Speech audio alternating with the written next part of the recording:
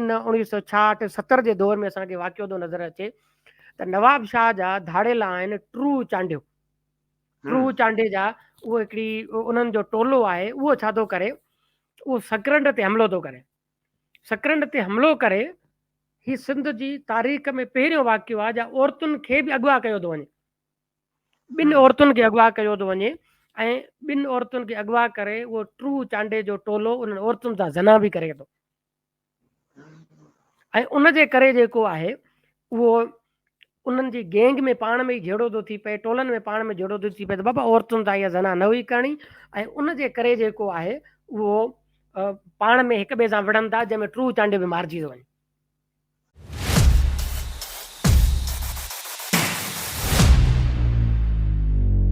सभिनी दोस्तनि खे इंडस डायलॉग में भलीकार। अॼु असां हिकु नए मौज़ूअ सां गॾु तव्हांजे आॾो हाज़िर थिया आहियूं। सिंध जो हिकु तमामु अहम मामिलो आहे। सिंध में धाड़ेल राॼ जा सबब, उनजी तारीख़, उन ते मुख़्तलिफ़ मामलनि ते पाण खे गुफ़्तगू थींदे नज़र ईंदी आहे। मुख़्तलिफ़ वक़्तनि ते टीवी चैनल्स ते ज़ाती जेके गॾिजाणियूं आहिनि, वेहकूं आहिनि ऐं जेके सियासी असांजा दोस्त आहिनि, उन्हनि जूं जेके कचहरियूं आहिनि, उन्हनि में बि असांखे इहो ॿुधण में अक्सर ईंदो आहे त सिंध में जेके धाड़ेल आहिनि उन्हनि जी तारीख़ केतिरी पुराणी आहे, उनजा सबब कहिड़ा आहिनि, इहे किथां पैदा थिया, कीअं वजूद थिया ऐं इन रियासती सरपरस्ती हेठि इहे कॾहिं आया। पोइ इन्हनि जी हिकिड़ी डिघी तारीख़ आहे। अॼु असीं सईद चांडियो असां वटि हाज़िर थियो आहे, जेको जसाव जो सीनियर अॻवान आहे ऐं न रुगो जसाव जो अॻवान आहे, पर उहो सिंध जो जेको नौजवान जेके सिंध जा दानिश्वर आहिनि उन्हनि में बि सईद जो शुमार थिए थो। ऐं मूं जेतिरे क़दुरु दानिश्वरनि बाबति पढ़ियो आहे त दानिश्वर रुगो उहो न हूंदो जेको समाजी मसइलनि जी उपतार करे, पर उन्हनि जो हल बि ॿुधाए। ऐं सईद में उहे सभु खूबियूं आहिनि त हू न रुगो सिंध जे मसइलनि जी उपतार करे थो, पर उन्हनि जो हल बि ॿुधाए थो। साईं जेम्स जी फ़िक्र ऐं न रुगो सिंध जी सियासत, पर जेका आलमी इलाक़ाई सियासत आहे, समूरी उथल पुथल आहे, उन ते उनजी गहरी नज़र आहे, जंहिं सबबु उन सिंध में जेका धाड़ेल राॼ जी तारीख़ आहे उन ते बि गहरी दस्तरस रखे थो। इन लाइ अॼु असां सईद चांडियो खे घुरायो आहे त उहो उन ते ॻाल्हाए। धाड़ेलनि जी त हिकिड़ी मुख़्तलिफ़ तारीख़ रही आहे। तारीख़ी तौर ते कंहिं दौर में उहे बाग़ी हुआ या धाड़ियुनि फोर्सिस सां उहे विढ़िया, ऐं हाणे बि पाण खे ॿुधण में ईंदो आहे त बाबा सोमाली धाड़ेल अॼु ताईं सोमालिया जे अंदरि आहिनि। जेके रेड सी जे कंहिं हिसे में जिबूती वटां, जेको अरबन जो मुल्क आहे, उतां हू या मेडिटेरेनियन में हू ॿेड़ा अगवा कंदा आहिनि, या यमन जे होसी बाग़ियुनि लाइ बि तारीख़ी तौर ते इहो चयो वेंदो आहे त हू बि बुनियादी तौर ते धाड़ेल हुआ। कज़ाक आहिनि, पोरू के धाड़ेल के चोर, अॻे ॻोठनि में असांखे वॾड़ा ॿुधाईंदा हुआ त जेके धाड़ेल हूंदा हुआ उन्हनि खे ढगी चोर चयो वेंदो हो, यानी हू ढगियूं कढी ईंदा हुआ राति जो। पर हाणे उन्हनि धाड़ेलनि सिंध जे अंदरि हिकिड़ो ॿियो रूप अख़्तियार कयो आहे। ऐं वॾेरनि सरदारनि ऐं रियासत जी पुठ भराई सबबु अॼु जंहिं नहज ते पहुता आहिनि, आम माण्हू उन में घटि में घटि सिंध जे अंदरि को बि अहिड़ो माण्हू न आहे जेको उन शर खां महफ़ूज़ हुजे। सो पाण सईद चांडियो खां इन समूरी तारीख़ जे बाबति, उन सबब जेके आहिनि उन बाबति मालूमात हासिलु कंदासीं। उमीद त हमेशह जीअं ई सेशन तव्हांखे पसंदि ईंदो। पाण बग़ैर वक़्तु ज़ाया कंदे हलूं था सईद जी तरफ़ ऐं उनखां पुछूं था त इहे समूरा मामला कीअं आहिनि। सईद, सभ खां पहिरीं तव्हांजी महिरबानी जो तव्हां असांखे पंहिंजो वक़्तु ॾिनो, ऐं तव्हां सभ खां पहिरीं ॿुधायो तव्हां कीअं आहियो। हा, ठीकु ठाक मंसूर साईं। मां इंडस डायलॉग जो थोराइतो आहियां, जंहिं मुसलसिली ॿियो दफ़ो मूंखे मौक़ो ॾिनो आहे पंहिंजे सेशन जे ज़रिए। हा, वॾी महिरबानी तव्हांजी, वॾी महिरबानी जो तव्हां असांखे हिकु दफ़ो ॿीहर वक़्तु ॾिनो आहे। सईद, सिंध में धाड़ेलनि ते मुख़्तलिफ़ ॻाल्हियूं ॿोल थींदी रहे थी। टीवी चैनल्स ते बि मुख़्तलिफ़ इंटेलेक्चुअल अचनि था, उहे उनजी मार्क्स जे मुताबिक़ तशरीह त कनि था त धाड़ेल आहिनि, उन्हनि जी मौजूदगी आहे, पर हुन जा बुनियादी सबब नथा ॿुधाइनि, उनजी तारीख़ नथा ॿुधाइनि, इहो नथा ॿुधाइनि त उन्हनि जो हल कहिड़ो आहे, इन समूरे मामले जो हल कीअं कढिजे। सो तव्हांजी नज़र में, तव्हां जेको इन मुतलिक़ पढ़ियो आहे धाड़ेल राॼ जी तारीख़ बाबति, त तव्हां इनखे कीअं था ॾिसो त इन जी शुरूआति सिंध में कीअं थी थिए, किथां थी थिए। असां वटि हाणे सोशल मीडिया ते हिकिड़ो ट्रेंड पियो हले, तव्हां ॾिठो हूंदो त बाबा जेको बि सिंध में गंद आहे, का बदफज़ीलती आहे, को चोरी आहे, धाड़ा आहिनि, उनजे पुठियां अरब आहिनि। यानी तारीख़ जो जेको बि गंद आहे, असां वटि असांजूं जेके पंहिंजूं नाअहलियूं आहिनि उहे सभु अरबनि जे खाते में। ऐं इहो बि चयो वञे त इहे जेके धाड़ेल आहिनि, इहो बि को मोहम्मद बिन कासिम गॾु वठी आयो। ठीकु आहे, तारीख़ी तौरु मोहम्मद बिन कासिम हमलावर हो, उनजा हिकिड़ा वॾा सबब आहिनि उन दौर जा। लुटमार बि थी वियो, उन दौर जे जंगियुनि जा कानून हुआ, जीअं अॼु जे दौर में जंगियुनि जा हिकिड़ा कानून आहिनि। सो तव्हां इन समूरे मामले खे कीअं था ॾिसो, धाड़ेलनि जे राॼ जी जेका तारीख़ आहे सिंध में, तव्हां इनखे कीअं बयानु कंदो। मंसूर साईं, पहिरियों त अर्ज़ु इहो त धाड़ेल कज़ाक, फोरू, या अॻिते हली पाण वरी बाग़ी बि ॾिसंदासीं जिन खे पोइ धाड़ेल बि सॼो वेंदो आहे। ख़ैर उन्हनि जो रुगो सिंध ताईं महदूदियत कोन्हे का। तक़रीबन दुनिया जे हर खिते में असांखे इन क़िस्म जूं शयूं मिलनि थियूं। तबा मुख़्तलिफ़ वक़्तनि ते के माण्हू इन क़िस्म जे वाक़ियनि में मुलविस रहनि था। ख़ैर असां वटि हूंदो आहे त तारीख़ खे पंहिंजी माना ऐं मुफ़ाद तहत पेश करणु ऐं तारीख़ खे जॾहिं ख़ासि बयानीअ तहत उनखे घड़ियो वेंदो आहे त पोइ सभु इल्ज़ाम कंहिं हिकिड़ी धुर कंहिं उन ते हणी था सघजनि। पर तारीख़ तरफ़ इहा अप्रोच जेका आहे उहा वरी बि असांखे मसइलनि जे हल तरफ़ न वठी वेंदी। मसइलनि जे हल तरफ़ उहा ई तारीख़ वठी वेंदी जेका हितां जे मक़ामी हालतुनि ऐं उन्हनि ते आधारियल हुजे। ख़ैर मूं ॻाल्हि कई त सॼी दुनिया में धाड़ेलनि जो हिकिड़ो मामिलो रहियो आहे। हाणे सिंध में त बाबा चवनि था त धाड़ेल के दोस्त जी अॼु मूं पोस्ट पढ़ी उन चयो त बाबा सिंध में कॾहिं धाड़ेल थिया ई कोन्हनि के। इहो जेको आहे इहो बलोचनि यानी कुर्दनि ऐं पंहिंजो अरबन आंदा। त मूंखे खिल आई, मूं चयो हाणे उनखे उते जवाबु कोन ॾिनुमि। हाणे धणी खे आमतौर ते इहो तस्वुरु कोन्हे को असांखे पैदा करिणो पइबो त भाउ हीउ वॾो पुराणो किस्सो आहे। मिसाल 75 BC में बिफोर क्रिस्ट 75 BC में जेको दुनिया में असां हिकिड़ो वॾो नालो था ॾिसूं जूलियस सीज़र। 75 BC में जूलियस सीज़र जेको आहे उनखे खणी था वञनि कज़ाक, उनखे अगवा करे था छॾनि ऐं अगवा पर तावान आहे। अच्छा इहो असांखे 75 BC में थो मिले यानी हज़रत ईसा अलैहिस्सलाम खां बि पहिरियां। ऐं उन खां पोइ जे कॾहिं ॾिसूं असां वटि हिकिड़ो मिडेवल पीरियड सॾिबो आहे। उन मिडेवल पीरियड में असां वटि मोर्स ऑफ नॉर्थ अमेरिका तमामु घणा मशहूरु थिया। मूर्स ऑफ नॉर्थ अमेरिका खां सवाइ सी डॉग्स ऑफ इंग्लैंड इहे बि मशहूरु थिया घणा, या स्कैंडिवियन सी रोवर्स इहे सभु मुख़्तलिफ़ मुल्कनि जा कज़ाक हुया। ऐं इहे पूरे मिडेवल पीरियड में जेको आहे इन्हनि जो राज हूंदो हो समुंडनि जे मथां। हाणे ही पाण उन दौर जी ॻाल्हि था कयूं जॾहिं अञा को मोहम्मद बिन क़ासिम वारो तस्वुर ई कोन्हे को हिते असां वटि। अञा पैगंबर बि कोन आयो आहे। उन खां बि पहिरियां था पाण हलूं त ही मामिलो पियो हले थो। ऐं न सिर्फ़ु एतिरो पर उहे कज़ाक एतिरा मुनज़िम हूंदा हुया जो उन्हनि वटि ख़ासि तौर ते स्पेन जा जेके कज़ाक हुया, स्पेन जे कज़ाकनि में औरतूं बि शामिल हुयूं।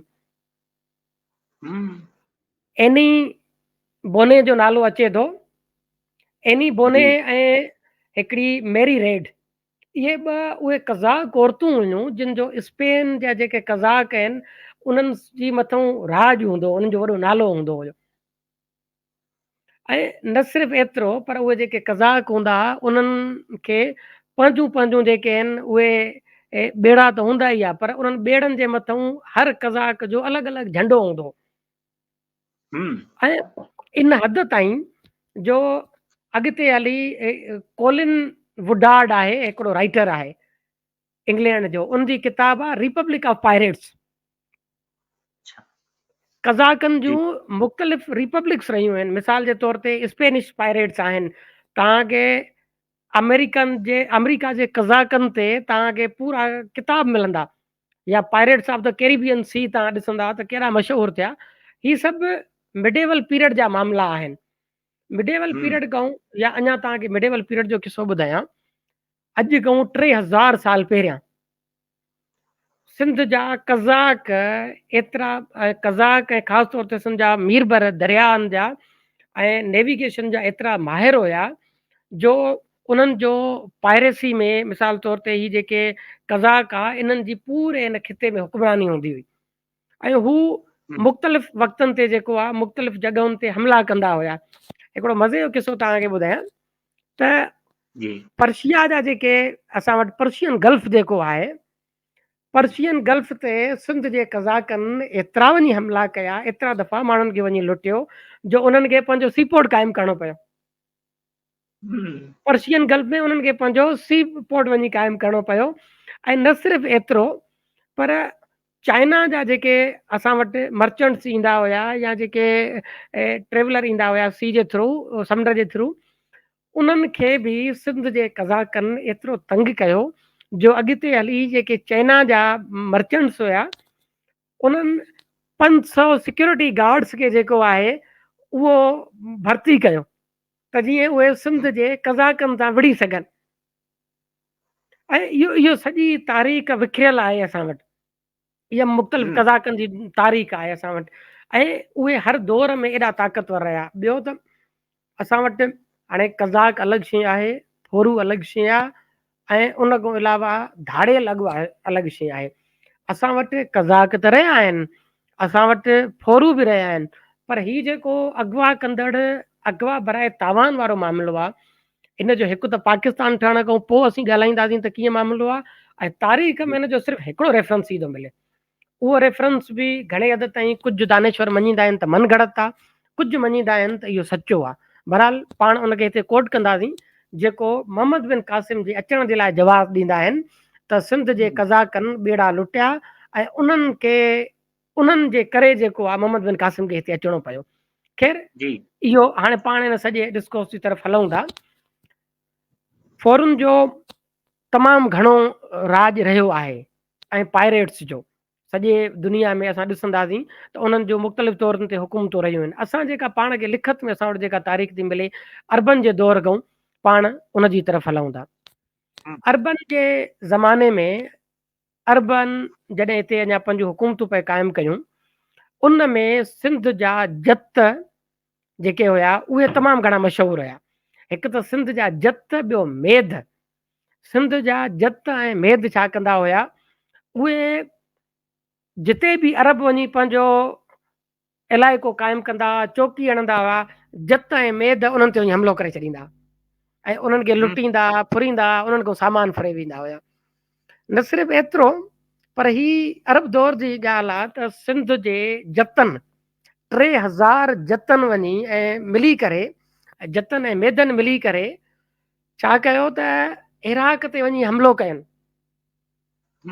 इराक में उते उन्हनि वञी हमिलो कयो, उते मुतसिम बिल्लाह जी हुकूमत हुई, अब्बासी ख़लीफ़ो मुतसिम बिल्लाह जी हुकूमत हुई। उन ते वञी हुकूमत कयो ऐं इन हद ताईं उन्हनि खे ज़रे गॾु शिकस्त वञी पई ॾिनी अब्बासी ख़लीफ़े मुतसिम बिल्लाह खे। उन खां पोइ इमरान जॾहिं उन्हनि गवर्नर करे सिंध जो मोकिलियो त उन इमरान सां बि मुसलसिल तौर ते जेको आहे जत ऐं मेद विढ़ंदा रहिया। मुसलसिल अरब दौर में असांखे जतन ऐं मेदन जो जेको आहे उहो अरबन तां जहिड़ो नज़र अचे थो, लुटणु नज़र अचे थो, फुरणु नज़र अचे थो, समुंड जे अंदरि बि समुंड खां ॿाहिरि बि। इन हद ताईं जो आख़िर में अरब तंग थी विया ऐं अरबन जेको आहे अज़दल दौला हुयो, उन खे मोकिलियो त किरमान ऐं मकरान ते वञी हमिलो करे। उन उते वञी हमिलो कयो ऐं पहिरियों दफ़ो जेको आहे उतां मकरान जा जेके माण्हू हुया उन्हनि खे वञी कलमो पढ़ाए मुस्लमान कयो। छो त इन वक़्त ताईं जत या मेद मुस्लमान कोन थिया हुया। अच्छा, इन वक़्त ताईं जत ऐं मेद मुस्लमान कोन थिया ऐं हिननि खे अज़दल दौला जे दौर में जेको आहे हमिलो करे उन्हनि खे मुस्लमान कयो वियो। हाणे जेकॾहिं अॻिते हलूं वरी असां वटि समन जो दौर अचे थो। समन जे दौर में हाणे अरबन जे दौर में बि हाणे हिकिड़ियूं त हुकूमती सतह ते बाबा फोरू आहिनि। अरबनि खे ॾिसंदासीं, अरगूननि खे ॾिसंदासीं, तुर्खाननि खे ॾिसंदासीं, अंग्रेज़नि खे, मुगलनि खे, सभु फोरू हुया। पर हिते पाण उन फुर जी तरफ़ कोन था हलूं, पाण जेके अलॻि तौर ते थिया आहिनि मामला उन्हनि जी तरफ़ था हलूं। समन जे दौर में जेकॾहिं पाण ॾिसंदासीं, समन जे दौर में हिकिड़ो किसो अचे थो सिंध जी तारीख़ में त ॼाम ख़ैरदीन जेको आहे हिकिड़े दफ़े काॾे वियो पए। ॼाम नंदे जो दौर आहे, उन दौर में ॼाम ख़ैरदीन काॾे वियो पए। अचानक उन रस्ते में ॾिठो त लाश ई लाश पिया आहिनि रस्ते में। उते हू परेशान थी वियो ॾाढो, माण्हुनि खे घुराई छा आहे। तॾहिं ख़बर पई त ही रस्ते वेंदड़ माण्हू हुया, कारोबारी माण्हू हुया, मर्चेंट्स हुया ऐं हिननि खे जेको आहे उहो गुजरात जा जेके फोरू हुया उन्हनि लुटियो आहे, फुरियो आहे ऐं उन खां पोइ उहे भॼी विया आहिनि। हाणे ही तव्हां हिन वक़्तु गुजरात खे अलॻि बाउंड्री में ॾिसंदव त हू अलॻि मुल्क आहे, इंडिया आहे, पर उन दौर में इहो को कॉन्सेप्ट कोन हुयो। त उन दौर में हाणे इहो सभु हदूं तक़रीबन गॾु ई आहिनि। अॻिते जेकॾहिं हलंदासीं त समा घराणे हाणे छा कयो, मुसलसिल तौर ते गुजरात मां अचनि पिया फोरू, हिते राजस्थान मां या हिन पंहिंजे पासे ॾांहुं जेको अॼु थर सॾिजे थो, हितां फुर करे हलिया वेंदा। समन हिकिड़ी स्ट्रेटेजी सोची, हिकिड़ो हल सोचियो त छो कोन हिते बफर ज़ोन पैदा कजे। अॼु असीं ॾिसूं था त आलमी रियासतूं बफर ज़ोन पैदा कनि थियूं, पर समन बि बफर ज़ोन पैदा कयो। ऐं उहो बफर ज़ोन कीअं हुयो, 400 बलोच कबीलनि खे उन्हनि लॾाए करे उते वञी रहायो। 400 बलोच कबीलनि खे उन्हनि उते रहायो वञी बॉर्डर ते, जेको गुजरात ऐं सिंध जो बॉर्डर हुयो उते रहायो। ऐं उन सां छा थियो, अब हुकूमतूं त हलंदियूं पियूं रहियूं, पर उहे जेके बलोच हुया वरी उहे पाण फोरू थी विया। जेको बि गुज़रे उन जा ढोर काए वञनि, पहरू उन जा काए वञनि, ऐं इहो मुसलसिल तौर ते हलंदो रहियो। इन हद ताईं दिल्ली में उन टाइम सुल्तान महमूद बेगरा जी हुकूमत हुई। सुल्तान महमूद तंग थी करे जलालुद्दीन उन जो वज़ीर हुयो, उनखे सिंध जो एडमिनिस्टर मुक़ररु कयो ऐं चयो त इहो जेको फुरियूं थियनि थियूं हितां काफ़िलनि ते हमला थियनि था, इन जो हल कढियो वञे। ऐं उन जो हल इहो कढियो वियो त जलालुद्दीन जॾहिं आयो त उन उते हिते अची बलोचनि तां विढ़ियो, ऐं उहे बलोच जेके फुरियूं कंदा उन्हनि मां 500 बलोचनि खे जेको आहे हुन फाई ॾेई क़तल करे छॾियो। 500 बलोचनि खे उन फाई ॾेई क़तल करे छॾियो। पर मामिलो हिते पाण बि कोन बीठो। इन हद ताईं जो 1474 में वरी सुल्तान महमूद खे पाण खे हमिलो करणो पियो। सुल्तान महमूद हमिलो कयो, हितां जेके उहे बलोच कबीला हुया उन जा जेके सरदार हुया उन्हनि सरेंडर कयो सुल्तान महमूद जे साम्हूं। इन ॻाल्हि खे ॾिसंदे पोइ सुल्तान महमूद छा कयो, उहे जेके बि सरदार हुया उन्हनि खे पाण सां गॾु दिल्ली वठी वियो। दिल्ली वठी चयईं त असां हिननि खे आलिम मुक़ररु करे ॾींदासीं ऐं हिननि खे असां तरबियत कंदासीं त इहे धाड़ा न हणनि। इहो उन दौर में थियो आहे, पर इन जो बि को एॾो वॾो फ़ाइदो कोन थियो। वरी ॿीहर जेको आहे 2 सालनि खां पोइ, साल ॾेढ खां पोइ वरी ॿीहर साॻे ई तरीक़े सां उन्हनि खे हमिलो करणो पियो ऐं उन्हनि वरी अची हमिलो कयो बि सही उते। इहो सुल्तान महमूद जो असांखे दौर में नज़र अचे थो। न सिर्फ़ु एतिरो, पर ॼाम नंदे जे दौर में ॼाम नंदे खे पाण खे बखर ते हमिलो करणो पियो। बखर जा जेके धाड़ेल आहे उन्हनि खे काउंटर करण जे लाइ, उन्हनि खे ख़तमु करण जे लाइ ॼाम नंदे जेको आहे उहो बखर ते बि हमिलो कयो। अञा जेकॾहिं वरी अॻिते हलंदासीं त असां वटि अरगून तुरखान दौर नज़र ईंदो असांखे। हाणे अरगून तुरखान दौर में हिकिड़ो त बाबा उहे पाण सभ जो सभु फोरू हुया, उन मामले खे छॾे करे, पर जेके ॿियूं जेके फुरियूं थियूं, जेकॾहिं सिर्फ़ु इन ते जेकॾहिं पाण अचूं त सॼो मुल्क जेको आहे उहो फुरियुनि जे करे, हिकिड़ो त हू पाण फुरियूं कनि, ॿियो इहो त हेठि सतह ते फुरियूं थियनि। सॼो जेको मुल्क आहे उन में सॼी सिंध में एनार्की फैलिजी वई। सॼी सिंध में जेको आहे उहो रुगो फुरियूं धाड़ा इन क़िस्म जो माहौल ई लॻो पियो हुयो। समा, दल, लांगा इहे सभु जेके आहे इहे सामूंडी कज़ाकनि जे तौर ते मशहूरु हुया, जेके असांखे लहरी बंदरगाह वटि, नर बंदरगाह वटि, काकड़ीली बंदरगाह वटि, इहे सभु समा, लांगा, दल उहे मुसलसिल तौर ते उते हमला कंदा ऐं माण्हुनि खे वरी फुरींदा। साॻे ई तरीक़े सां इन दौर में असांखे जतोई ऐं कलमती नज़र अचनि था। उन्हनि बखर ते हमलो कयो, ठटे ते हमलो कयो ऐं मुसलसिल वक़्तनि में उहे फुरियूं कंदा रहा। इहो साॻी दौर आहे जंहिं दौर में हिकिड़ो पोर्चुगेज़ हमराह जंहिंखे पेड्रो रोबिन सॾींदा आहियूं, पेड्रो बेरोटो रोबिन, उन बि ठटे ते हमिलो कयो। उन सां गॾु 700 माण्हू हुया, 28 उन सां गॾु तक़रीबन बहरी जहाज़ हुया। उन माण्हू हमिलो करे तक़रीबन 8000 माण्हुनि खे क़तल कयो। इहो बि असांखे नज़र अचे थो सिंध जी तारीख़ में।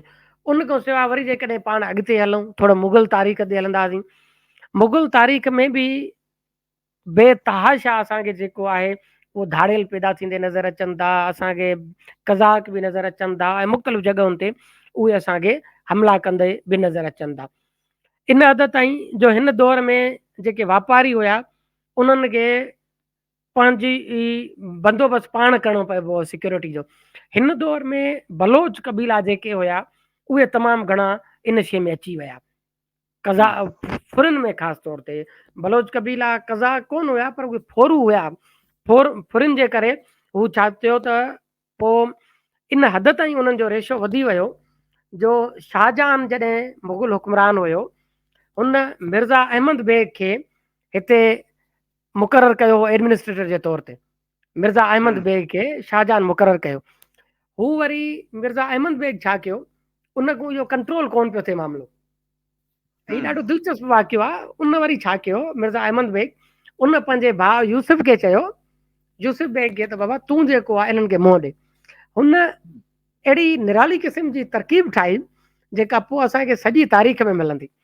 हुन छा कयो त जेके बि फोरू हुया उन्हनि खे पंहिंजी तरफ़ कयो ऐं उन्हनि फोरुनि खे इजाज़त ॾिनी त बाबा ही जेको बि उनजो मुखालिफ़ आहे, बाग़ी आहे, जेको बि मुग़लनि जे ख़िलाफ़ आहे, तव्हां उन ते वञी हमलो कयो।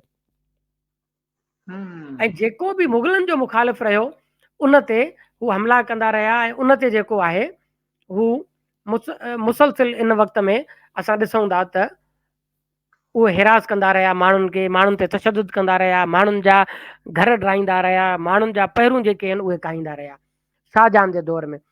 औरंगज़ेब जे जॾहिं यानी कानूनी तौर ते उन्हनि खे अथॉरिटी ॾिनी वई त हू जेके उन्हनि जा मुखालिफ़ आहिनि उन्हनि खे क़तल कनि, उन्हनि ते तशदुद कनि। बिल्कुलु अञा मज़े जी ॻाल्हि इहो त औरंगज़ेब शाहजहान खां बि 2 क़दम अॻिते निकितो।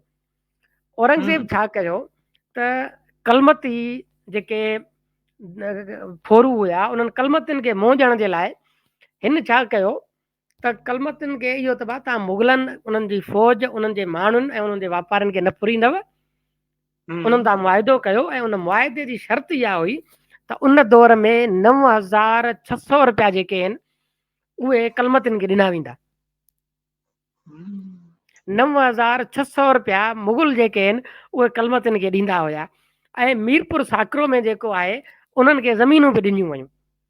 साॻी तरीक़े सां उहे नोमड़िया, खोसा, उनड़, समेजा इन्हनि सां बि साॻी कयो वियो कमु। उन्हनि खे बि ज़मीनूं ॾिनियूं वयूं, ही कयूं वयूं।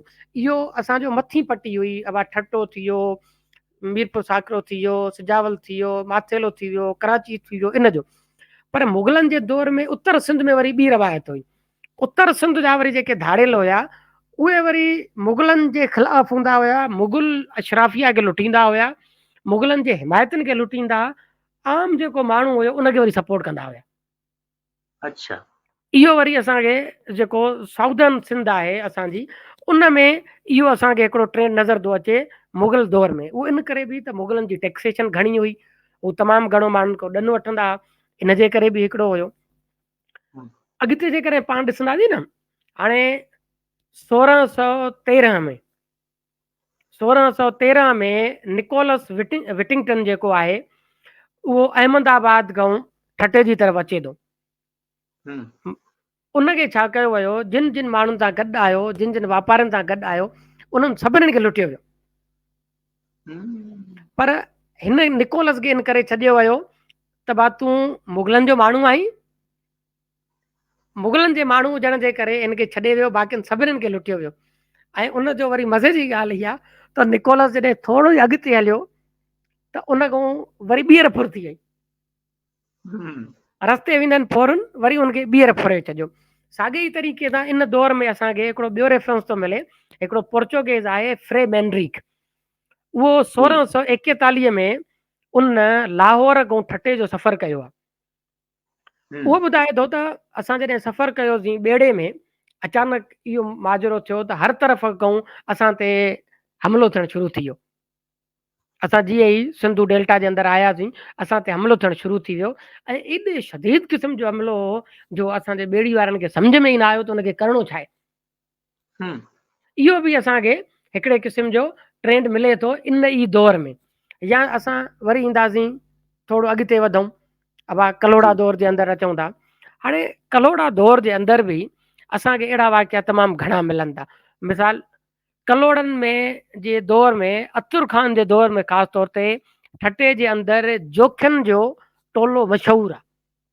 जी, उहे फोरू जोख्या फोरू जेके आहिनि उहे तमामु घणा ठटे जे अंदरि असांखे मशहूरु नज़र अचनि था। अतुर खान जे दौर जे अंदरि तारीख़ी वाक़ियो बि आहे त बाबा जेको ख़ुदाबाद शहर हुयो कलोड़नि जो उनखे बाहि ॾेई छॾी खोसन, हम्म, उनखे फुरे करे उन ते हमिलो बि खोसन ई कयो हुयो। इन्हनि साॻी सालनि में जेकॾहिं असां ॾिसंदासीं त नोमड़िया जेके आहिनि उहे बि ॾाढा असांखे फेमस था नज़र अचनि। नोमड़िया जोख्या हुननि तमामु घणा अची हिते हमला कया आहिनि। ऐं हर दौर में उतां जी हुकूमतुनि जेको आहे उन्हनि खे के न के रिआयतूं ॾिनियूं आहिनि लाज़मी तौर ते। अंग्रेज़नि बि ॾिनियूं आहिनि, उन्हनि ते पाण ईंदासीं। हाणे टालपुर जेके आहिनि, टालपुरनि जो बि हिकिड़ो ॾाढो मज़े जो किस्सो आहे। बुगटिन छा कयो, जेके बुगटी हुया उन्हनि वञी हमिलो कयो। हम्म, सभ खां पहिरियां लुटियुनि वञी कंहिंखे रोजान शहर खे। हम्म, उन खां पोइ उनजी फुर लुट खां पोइ पाण में उतां जे माण्हुनि मिसाल मज़ारनि ऐं टालपुरनि पाण में इतिहाद कयो। उन्हनि मिली करे वरी हमिलो कयो साॻी बुगटिन जे मथां। हम्म, ऐं वाघार हिकिड़ो कबीलो हुयो जेको काठेवाड़ ऐं कच्छ में रहंदो हो ख़ासि तौर ते इन दौर में। इन हद ताईं जो उन त कराची ते बि हमिलो कयो हुयो। ही मीर गुलाम अली टालपुर जे दौर जी ॻाल्हि आहे। वाघार हम्म, कबीले कराची ते हमिलो कयो ऐं कराची में तमामु घणी उन फुरलुट वञी कई आहे। उन ई दौर में 1819 जे अंदरि असांखे नज़र थो अचे त तक़रीबन 800 घोड़े सवार जेके आहिनि उहे अचनि था, उठनि ते माण्हू अचनि था, उहे नंगर शहर जे कंहिं इलाइक़े ते अची हमिलो था कनि। ऐं तक़रीबन 200 पहिरूं जेके आहिनि उन्हनि खे हू काहे था वञनि ऐं 45,000 जेके आहिनि रोक रक़म हू उतां लुटे था वञनि। ऐं उन खां अलावा जेके इन दौर में छा थियो त जेके जखराणी हुया, जखराणी जेके हमिलो कंदा हुया या ॿिया जेके, हाणे इहो टालपुरनि जो दौर इहो आहे जो ब्रिटिश उन्हनि खे मथां बि कंट्रोल करे थी। हम्म, ब्रिटिश उन्हनि खे कंट्रोल करे थी त ब्रिटिश जेके पॉलिटिकल एजेंट हुया, ही ॻाल्हि बि ईस्टविक लिखी आहे पंहिंजी किताब में, त पोइ जेके ब्रिटिश पॉलिटिकल एजेंट हुया उन्हनि ज़ोर रखियो टालपुरनि जे मथां बि ऐं पाण बि मिली करे त बाबा इहे जेके फोरू आहिनि इन्हनि जी तनख़्वाह मुक़ररु कजे। हम्म, छो त इहे शिकारपुर खां ईंदड़ जेको बि ट्रेड हूंदो हुयो इन खे लुटे वेंदा हुया, उन वापार अच्छा, खे फुरे वेंदा हुआ। इन जे करे हुननि छा कयो, हुननि जी बाक़ाइदा सां पघार मुक़ररु कई। ॿियो असांखे हिकिड़ो वाक़ियो थो नज़र अचे त 1843 में तक़रीबन 500 धाड़ियल जेके आहिनि उन्हनि हमिलो कयो हम्म, ऐं उन्हनि एॾी लुटमार कई जो उन्हनि इहो पहिरियों दफ़ो थो असांखे वाक़ियो नज़र अचे सिंध में 1845 में त फोरुनि जेको आहे उहो औरतुनि खे खंयो आहे ऐं औरतुनि सां वञी ज़ना बि कई आहे। इहो पहिरियों दफ़ो असांखे 1845 में असांखे नज़र थो अचे त उन्हनि औरतुनि ते ॻोठनि ते हमला कया आहिनि ऐं हमला करे औरतुनि तां वञी ज़ना बि कई आहे। इन वाक़े खां पोइ मीर मुराद अली टालपुर ऐं चार्लिस नेपियर मिली करे हमिलो कयो ऐं हम्म, चङो भलो झेड़ो कयो। उन झेड़े खां पोइ जेको जखराणियुनि जो वॾे में वॾो धाड़ियल हुयो दरिया ख़ान जखराणी, उन हम्म, उते सरेंडर कयो आहे। उन जे सरेंडर करण जे करे उते इहो थियो त दरिया ख़ान जखराणी जी बाक़ाइदा पघार मुक़ररु थी वई। अंग्रेज़नि हम्म, उन जी बाक़ाइदा सां पघार उते मुक़ररु करे छॾी आहे। 1846 में असां वरी अची ॾिसूं था त बुगटिन एॾो वॾो मेड़ाको पाण में गढियो जो हुननि जॾहिं शिकारपुर शहर ते हमिलो कयो आहे 1846 में त हुननि 15,000 ढोर ढगा जेके आहिनि उहे काया आहिनि उतां। हम्म, इहो बि असांखे सिंध जी तारीख़ में नज़र अचे थो। ऐं जी, साॻी दौर आहे, इन दौर में शादी ख़ान खोसे जेको आहे उहो इस्लाम कोट ते हमिलो कयो आहे 1922 जो इहो वाक़ियो आहे। सही, इहो त सॼो पार्टीशन खां पहिरियां वारो दौर आहे। जी, पार्टीशन खां पोइ बि जेको आहे असां वटि धाड़ेलनि जा वॾा वाक़िया आहिनि। हाणे मिसाल तव्हां सभिनीनि खे इहो वाक़ियो आलम आश्कार आहे त बाबा जॾहिं हुर फोर्स विढ़ंदी हुई सिंध में ऐं हुरनि हम्म, जे ख़िलाफ़ हिकिड़ो त हू आज़ादी पसंदि माण्हू हुया ऐं आज़ादी पसंदि माण्हू मुसलसिल जॾहिं विढ़िया पए पाकिस्तान ठही वियो उन खां पोइ बि विढ़ंदा रहिया ऐं इन हम्म, हद ताईं विढ़ंदा रहिया त हू फ़ौज त वई, पुलिस बि वई, हाणे उन्हनि छा कयो त जेके मक़ामी माण्हू हुआ उन्हनि खे बि फुरणु शुरू कयो। हम्म 1966 में अयूब खान पीर साईं पागारे वटि हली आयो हम्म ऐं पीर साईं पागारे खे चवणो पियुसि त बाबा तव्हां पंहिंजे मुरीदनि खे चओ त हाणे घटि में घटि माण्हुनि खे फुरणु बंदि कनि। हम्म पीर साईं पागारे पोइ जेको आहे उते बयानु जारी कयो ऐं हुन चयो त बाबा ही फुरियूं जेके आहिनि ही बंदि कयो ऐं जेको बि फुरियूं करे थो उहो मुंहिंजो मुरीद न आहे, उहो मुंहिंजो फॉलोअर न आहे। हम्म इहो 1966 जो वाक़ियो आहे। साॻी असांखे इन 1966-70 जे दौर में असांखे वाक़ियो थो नज़र अचे त नवाब शाह जा धाड़ेला आहिनि ट्रू चांडियो। ट्रू हम्म चांडे जा उहो हिकिड़ी उन्हनि जो टोलो आहे, उहो छा थो करे, उहो सकरंड ते हमिलो थो करे। सकरंड ते हमिलो करे ही सिंध जी तारीख़ में पहिरियों वाक़ियो आहे जा औरतुनि खे बि अगवा कयो थो वञे।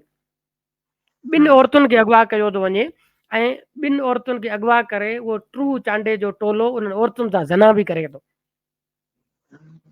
ऐं उन जे करे जेको आहे उहो उन्हनि जी गैंग में पाण में ई जहिड़ो थो थी पए, टोलनि में पाण में जहिड़ो थो थी पए त बाबा औरतुनि सां इहा ज़ना न हुई करणी।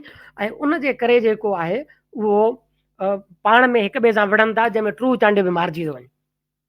हम्म साॻी तरीक़े सां हाणे ॿियो त ही ट्रू चांडे जो टोलो यादि अची वियो। इन खां ॿी हिकिड़ी ॻाल्हि ॿुधाईंदो हलां त मुग़ल दौर में बि ऐं उन खां पोइ बि ख़ासि तौर ते जेके चांडिया धाड़ेल हुया उहे ॿार अगवा करण जे लाइ मशहूरु हुया। अच्छा उहे नंढनि ॿारनि खे बि अगवा कंदा हुया। ॿिया जेके धाड़ेल हुआ नोमड़िया, जोखिया, कलमती, बुकटी, जखराणी, मरी, उहे ॿारनि खे अगवा न कंदा हुया। हिन असांखे तारीख़ में शायदि मिलनि थियूं त जेके चांडिया हुया उहे बाक़ाइदा ॿारनि खे बि अगवा कंदा हुया ऐं उन्हनि ॿारनि जो पोइ अगवा बराए तावान ई हूंदो हुयो। अच्छा इहो बि असांखे मिले थो। साॻी जेकॾहिं तरीक़े सां ईंदासीं 80 वारो पंहिंजो ॾहाको आहे। उन 80 वारे ॾहाके ते त डॉक्टर इमदाद अली सैते जी PhD आहे, जंहिंजो जी नालो आहे डिकेड ऑफ डेक्विड्स फ्रॉम 1984 टू 1994, 1984 खां 1994 ताईं। ही सॼी सिंध में धाड़ेलनि जो राज आहे। उन में असां ॾिसूं था त सॼी सिंध में कराची में बि धाड़ा था लॻनि, सिंध यूनिवर्सिटी में बि धाड़ा था लॻनि, अंदरि इदारनि में बि धाड़ा था लॻनि। को बि अहिड़ो इलाइक़ो जेलनि खे भॻो थो वञे। दादू जेल इन दौर में भॻो थो वञे, सखर सेंट्रल जेल इन दौर में भॻो थो वञे, ॿिया खोड़ सारा जेल जेके आहिनि उहे इन दौर में भॻा था वञनि। पाण इन्हनि जे अच्छा सबबनि ते लाज़मी तौर ते अॻिते ईंदासीं ऐं इन खां पोइ बि मां इन विच में सवाल कंदुसि, पाण इन ते ईंदासीं। पाकिस्तान ठहण खां पोइ जेको पार्टीशन थी उन खां पोइ जेको धाड़ेलनि जो आहे उन ते पाण अचूं था। थोरो तव्हां मुख़्तसिर असांखे इहो ॿुधायो त इहे जेका समूरी तव्हां हिकिड़ी तरतीब सां हिकिड़ी तारीख़ ॿुधाई धाड़ेलनि जी, कज़ाकनि जी, फोरुनि जी, ऐं तव्हां उन्हनि खे विरहायो बि सही त हिकिड़ा सामूंडी धाड़ेल हुआ, ॿिया ज़मीनी धाड़ेल, फोरू, चोर, इहे इन्हनि धाड़ेलनि जी जेका बुनियादी पैदाइश आहे इहा कहिड़नि सबबनि जे करे थिए थी। इहो बि चयो वेंदो आहे जेतिरो असां पढ़ियो आहे त इहे सिंध जे अंदरि जेके धाड़ेल आहिनि इहे उन वक़्त जा हिकिड़ा गोरीला बि हुआ। इन्हनि जा टोला हुआ जेके धारियनि कब्ज़ागीर फोर्सिस जेके उन्हनि ते हमला कंदा हुआ ऐं पोइ लिकी वेंदा हुआ, जंहिंखे पाण हिन दौर में गोरीला चई सघूं था। ऐं पोइ जॾहिं उहे धारिया फोरू हितां हलिया विया त पंहिंजी सरकारुनि सां उन्हनि जा इख़्तिलाफ़ थियण सबबु हुननि वञी ॿेला वसाया ऐं हू बाग़ी टोला हुआ। पोइ जन अॻिते हली पुलिस चेक पोस्टूं जेके आहिनि या आम माण्हू जेके रियासत जे कानूननि खे मञींदड़ हुआ उन्हनि खे लुटणु फुरणु शुरू कयो ऐं हुननि वञी ॿेला वसाया। हिकिड़ी डिघी तारीख़ आहे। ऐं ॿियो तव्हां इहा समूरी तारीख़ ॿुधाई त चांडिया ॾुआरी हूंदा हुआ, फोरू हूंदा हुआ, धाड़ेल उहे ॿारनि खे अगवा कंदा, अगवा बराए हे तावान हो जीअं हाणे इहो सॼो सिस्टम थिए पियो। सो इन समूरी पैदाइश में तव्हांखे छा थो लॻे त उन वक़्तु गुरबत जो मसइलो हो या क़बीलनि जी पाण में दुश्मनी हुई? इन जा थोरो तव्हां असांखे पस मंज़र ॿुधायो त बुनियाद इन्हनि जो किथां पियो धाड़ेलनि जो? मंसूर साईं, को बि जॾहिं वाक़ियो पेश अचे थो, को बि हिकिड़ो अलमियो जॾहिं जनम वठे थो, उन अलमीअ जो को बि हिकिड़ो पहलू कोन हूंदो आहे। जी उन अलमीअ जा घणा सबब, घणा पहलू ऐं घणा मामला हूंदा आहिनि। मिसाल तारीख़ी तौर ते जिते बि रियासत उन जो कानून इदारा कमज़ोर रहिया आहिनि उहो रियासतुनि में पोइ जेको आहे ॿिया फैक्टर बि पैदा थियण शुरू थिया आहिनि। इहो बि हिकिड़ो सच आहे। इहो रियासतुनि जे अंदरि जी ॻाल्हि था कयूं। ॿियो फैक्टर इहो आहे त बाबा जॾहिं मुगल हमलो करे पियो त मुगल धारियो माण्हू हुयो। मुगलनि सां जॾहिं हितां जो माण्हू विढ़े पियो, उहो भले फुरे बि पियो, पर उहो फोरू जेको हुयो उहो उहो हिकिड़े धारे क़ाबिज़ ख़िलाफ़ जेको आहे पंहिंजी नफ़रत जो इज़हार बि करे पियो। ही उन दौर जी तव्हां चओ त गोरिला टेक्टिक बि हुई, जंहिंजे ज़रिए उहो माण्हू उन्हनि जे मथां हमलो बि करे पियो। साॻे ई तरीक़े सां जेकॾहिं अर्गुननि जे दौर में असीं ॾिसूं था त अर्गुननि खे अब मखदूम बिलावल जी सिपाही बि उन्हनि तां विढ़नि था वञनि, दौला दरिया ख़ान जी फौज बि उन्हनि तां, या महमूद ख़ान जी फौज बि उन्हनि तां वञी विढ़े थी, उन्हनि खे फुरे थी। उन दौर में के मुनज़िम ईअं फौजूं कोन हूंदियूं हुयूं जेके बॉर्डर ते बि हिक ॿिए खे तोपूं हणनि। लाज़मी ॻाल्हि आहे, पोइ जेकॾहिं तव्हांजा वापारी गुज़रंदा, तव्हांजा काफ़िला गुज़रंदा, त उन्हनि खे हमिलो थी वेंदो किथे न किथे। हाणे तव्हांखे मज़े जी ॻाल्हि ॿुधायां त जॾहिं एलेक्जेंडर, जंहिंखे सिकंदर सॼो ईंदो आहे, कुझु माण्हू वरी उनखे आज़म जो इज़ाफ़ो करे सिकंदर आज़म बि कंदा आहिनि, उन जॾहिं हिंदुस्तान ते हमलो कयो ऐं हितां वापसि जॾहिं मैसिडोनिया पे वियो, त उन जे काफ़िले खे बि हितां जे माण्हुनि जेको आहे उहो हमलो कयो ऐं उन खे बि फुरियो वियो। फुर वारो अमल त ठीकु आहे, उहो फौरन जे हुन में अचे थो, पर मां सम्झां थो उहे मक़ामी, उहे गोरिला हुया उन दौर जा, उहे इनकलाबी माण्हू बि हुया जेके उन दौर में पंहिंजी नफ़रत, कावड़ ऐं मज़ामत जो इन तरीक़े सां किरदारु अदा कंदा हुया। उन खां पाकिस्तान ठहण खां पहिरियां बि असां ॾिसूं त बाबा हुर फोर्स जेकॾहिं अंग्रेज़नि खे लुटे पई, त अंग्रेज़ सॼे सिस्टम जे मथां काबिज़ हुयो ऐं उन्हनि काबिज़नि खे जेको आहे उहे फुर करे पई। न सिर्फ़ु एतिरो, हिंदुस्तान जी असां वॾी जमायत HRSA ॾिसूं था, HRSA जॾहिं ट्रेन फुरे पई हिंदुस्तान जी, या जॾहिं मुख़्तलिफ़ उन्हनि खे फुरियो पियो वञे, त उहे उन्हनि जो इनकलाबी कदम बि हुयो। सॼी दुनिया में इनकलाबी स्ट्रेटजीज़ ईअं हूंदियूं आहिनि। मिसाल तव्हांखे हिकिड़ो वाक़ियो ॿुधायां, दुनिया जी वॾे में वॾी जेका फुर आहे उहा असांखे, या अगवा बराए तावान चऊं सवली सिंधी में, उहो असांखे अर्जेंटीनिया जे अंदरि थी मिले। 1975 जे अंदरि खाबी धुर जी हिकिड़ी तंज़ीम ॿ बिज़नेस टाइकोन आहे अर्जेंटीनिया जा, जिन खे अगवा कयो ऐं उन दौर में $60 मिलियन जेको आहे उन्हनि अगवा बराए तावान घुरियो। अॼु ताईं रिकॉर्डेड हिस्ट्री में इहा वॾे में वॾी जेका आहे उनखे अगवा बराए तावान सॼो थो वञे। त इहो पासो आहे त हिकिड़े दौर जा बाग़ी हुया, हिकिड़े दौर जा गोरीला हुया, हिकिड़े दौर जा इनकलाबी माण्हू हुया, उहे धारे क़ाबिज़ सां विढ़ंदा। इहो हिकिड़ो पहिरियों सबबु आहे। ॿियो सबबु जेको आहे उहो रियासतुनि जे अंदरि लाक़ानूनियत आहे। जेके रियासतूं जिन में कानून कोन हुयो, उहे रियासतूं जिन में को बि स्ट्रक्चर कोन हो, जिन में कुझु बि न हुयो, उते बि जेको आहे असांखे इहो पासो नज़र अचे थो त उहे माण्हू जेके आहे धाड़ियल पैदा थियनि था। ॿियो समाज जेको आहे ऐं समाजी बुरायूं, उहो हिकिड़ो वॾो फैक्टर आहे। मिसाल जे तौर ते सिंध में हिकिड़ो वॾेर को जेको असांखे जिबिर नज़र अचे पियो, उन वॾेर के जिबिर जे करे बि सिंध में हज़ारे माण्हू जेके आहिनि उहे वञी धाड़ियल थिया। उन्हनि बि वञी बंदूकूं खयूं उन्हनि वॾेरनि जे ख़िलाफ़ पहिरियां वञी। अॻिते छा थियो, उन्हनि वॾेरनि जा टाउट ऐं चमचा थी करे उन्हनि आम माण्हुनि खे फुरण वञी शुरू कयो। अॼु हालत इहा आहे, अॼु जो तव्हांखे वाक़ियो थो ॿुधायां त असांजे उत्तर सिंध में अहिड़ा खोड़ सारा वॾेरा बि आहिनि जिन जा हिते नाला बि खणी था सघजनि।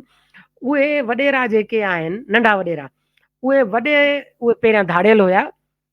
वॾनि वॾेरनि उन्हनि सरदारनि उन्हनि ते आशीर्वाद विधो, उन्हनि जी केसनि मां ज़मानत कराई। अॼु उहे पंहिंजे कबीलनि जा जेके आहिनि उहे सरदार वॾेरा ऐं चङा मुड़ुस लॻा पिया। इहा हालत लॻी पई आहे। त इहे बि फैक्टर आहिनि। उन खां अलावा असां वटि जेके ॿिया खोड़ सारा क्राइसिस, गुरबत बि हिकिड़ो वॾो क्राइसिस आहे, उहो बि असांखे नज़र अचे थो। टियों हिकिड़ो फैक्टर आहे, उहो रियासती मशीनरी जी सरपरस्ती आहे। सिंध में हिकिड़ा धाड़ियल 1970 खां पहिरियां आहिनि, हिकिड़ा धाड़ियल सिंध में 1970 खां पोइ आहिनि। 1970 खां पोइ वारे धाड़ियलनि खे बाक़ाइदा अलॻि ॾिसण जी ज़रूरत आहे।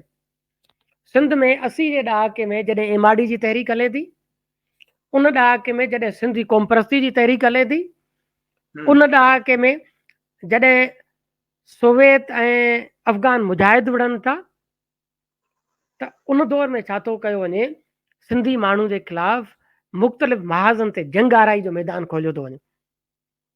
हिकिड़े तरफ़ पहिरियों दफ़ो हथियार जेको आयो आहे उहो 1979 में आयो आहे कराची यूनिवर्सिटी जे अंदरि सभ खां पहिरियां, ऐं उहो कंहिं आंदो आहे अॼु जेको वॾो दानेश्वर थो सॾिजे, हुसैन हक़ानी जेको सफ़ीर रही चुको आहे, उहो जमायत इस्लामी जी जेका शागिर्द विंग आहे उन जो अॻुवाण हुयो, ऐं उन पहिरियों दफ़ो जेको आहे 1979 में हथियार आंदो आहे।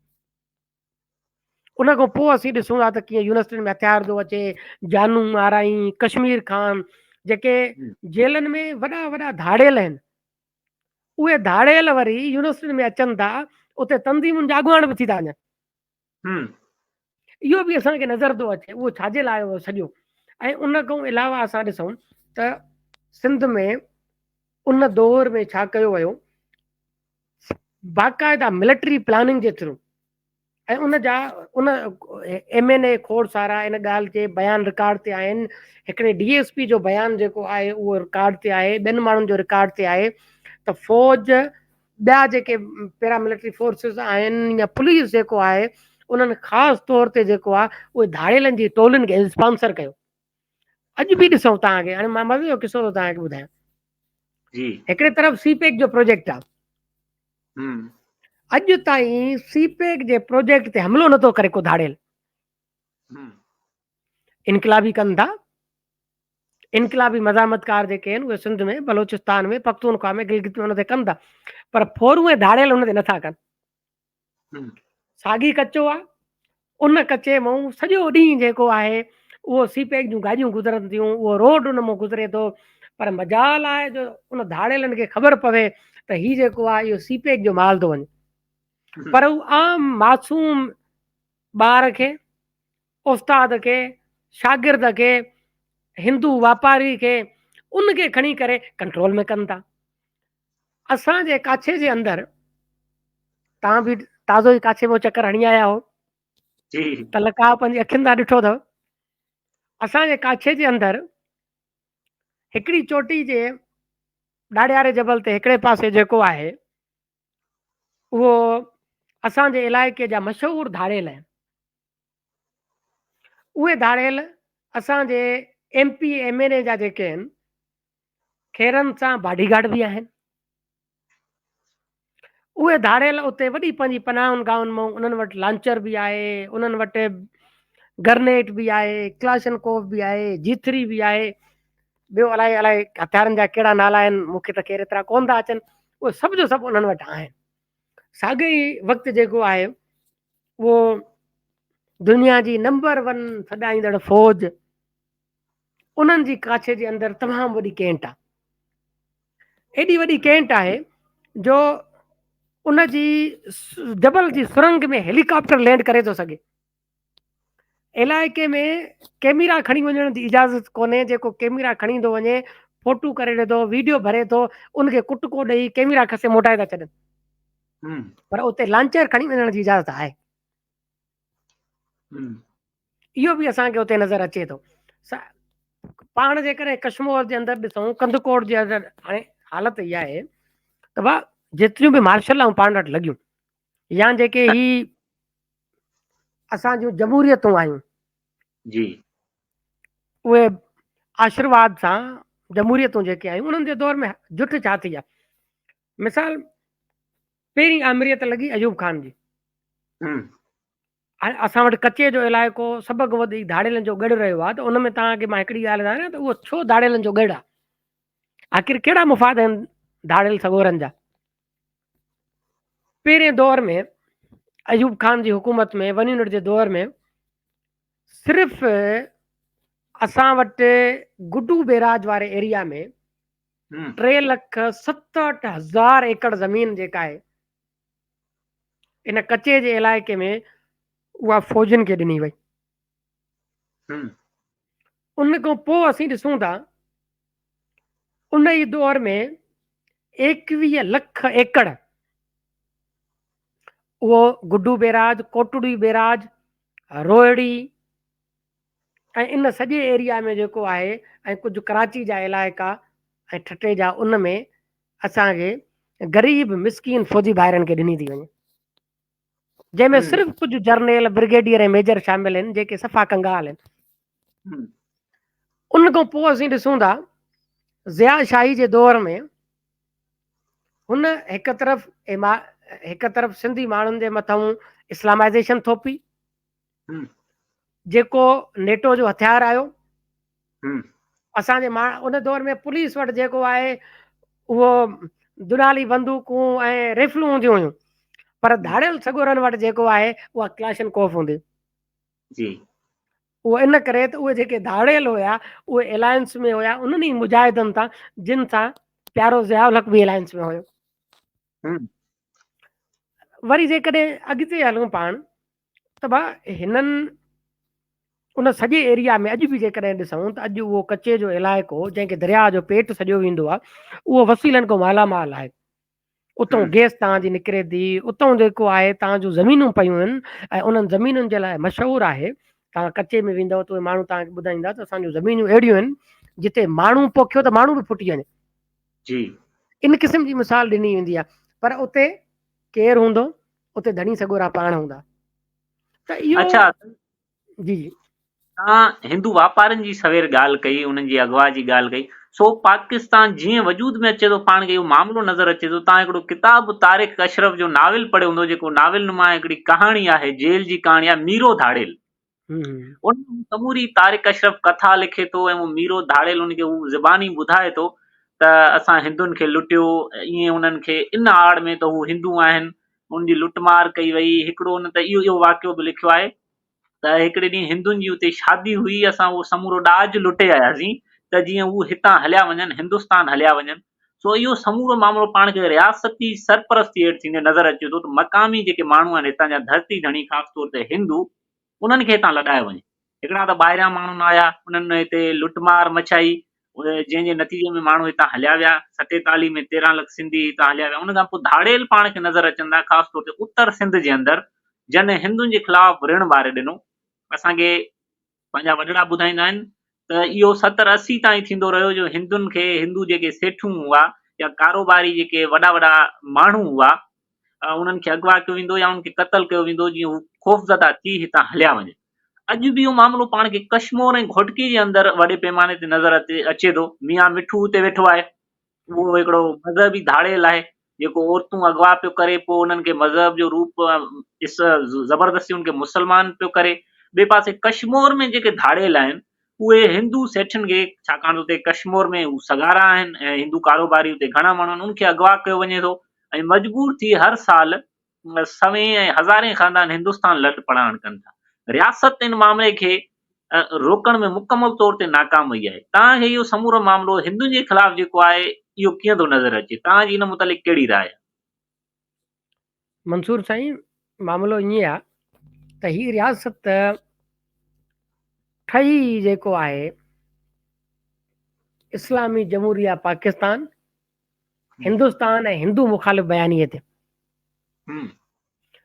उन्हनि खे पंहिंजी आईडी ठाहिण जे लाइ, आइडेंटिटी ठाहिण जे लाइ, छो त हिन मुल्क जी पंहिंजी त का बि सुञाणप कोन्हे का।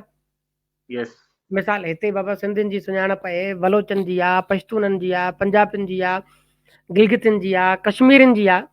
पाकिस्तान जी सुञाणप कहिड़ी आहे? इन करे हिननि खे पंहिंजी सुञाणप हिकिड़ी जेका आहे उहा ठाहिणी हुई, ऐं उन सुञाणप ठाहिण जे लाइ हुननि खे रियासत जी का बि इख़लाक़ियात न हूंदी आहे। उहा कुदे खां कुदो कम बि जेका आहे उहो कंदी आहे, ऐं पाकिस्तान जी रियासत हर तरीक़े सां उहो कुदो कमु कयो। उहो ज़िया जी इस्लामाइज़ेशन जी शिकिल में हुजे या हिंदू वापारी ऐं सेठे जे ख़िलाफ़ ऋण ॿारे हुजे। हाणे हिंदू वापारी खे इहो ख़ासि टारगेट छो आहे? पहिरीं जी ॻाल्हि इहा त हिकिड़ो त इन करे बि त जीअं जेतिरो हिंदू वापारी हलियो वेंदो हितां, ओतिरो ई हिननि खे मुस्लमान सुञाणप क़ाइमु करण में आसानी थींदी।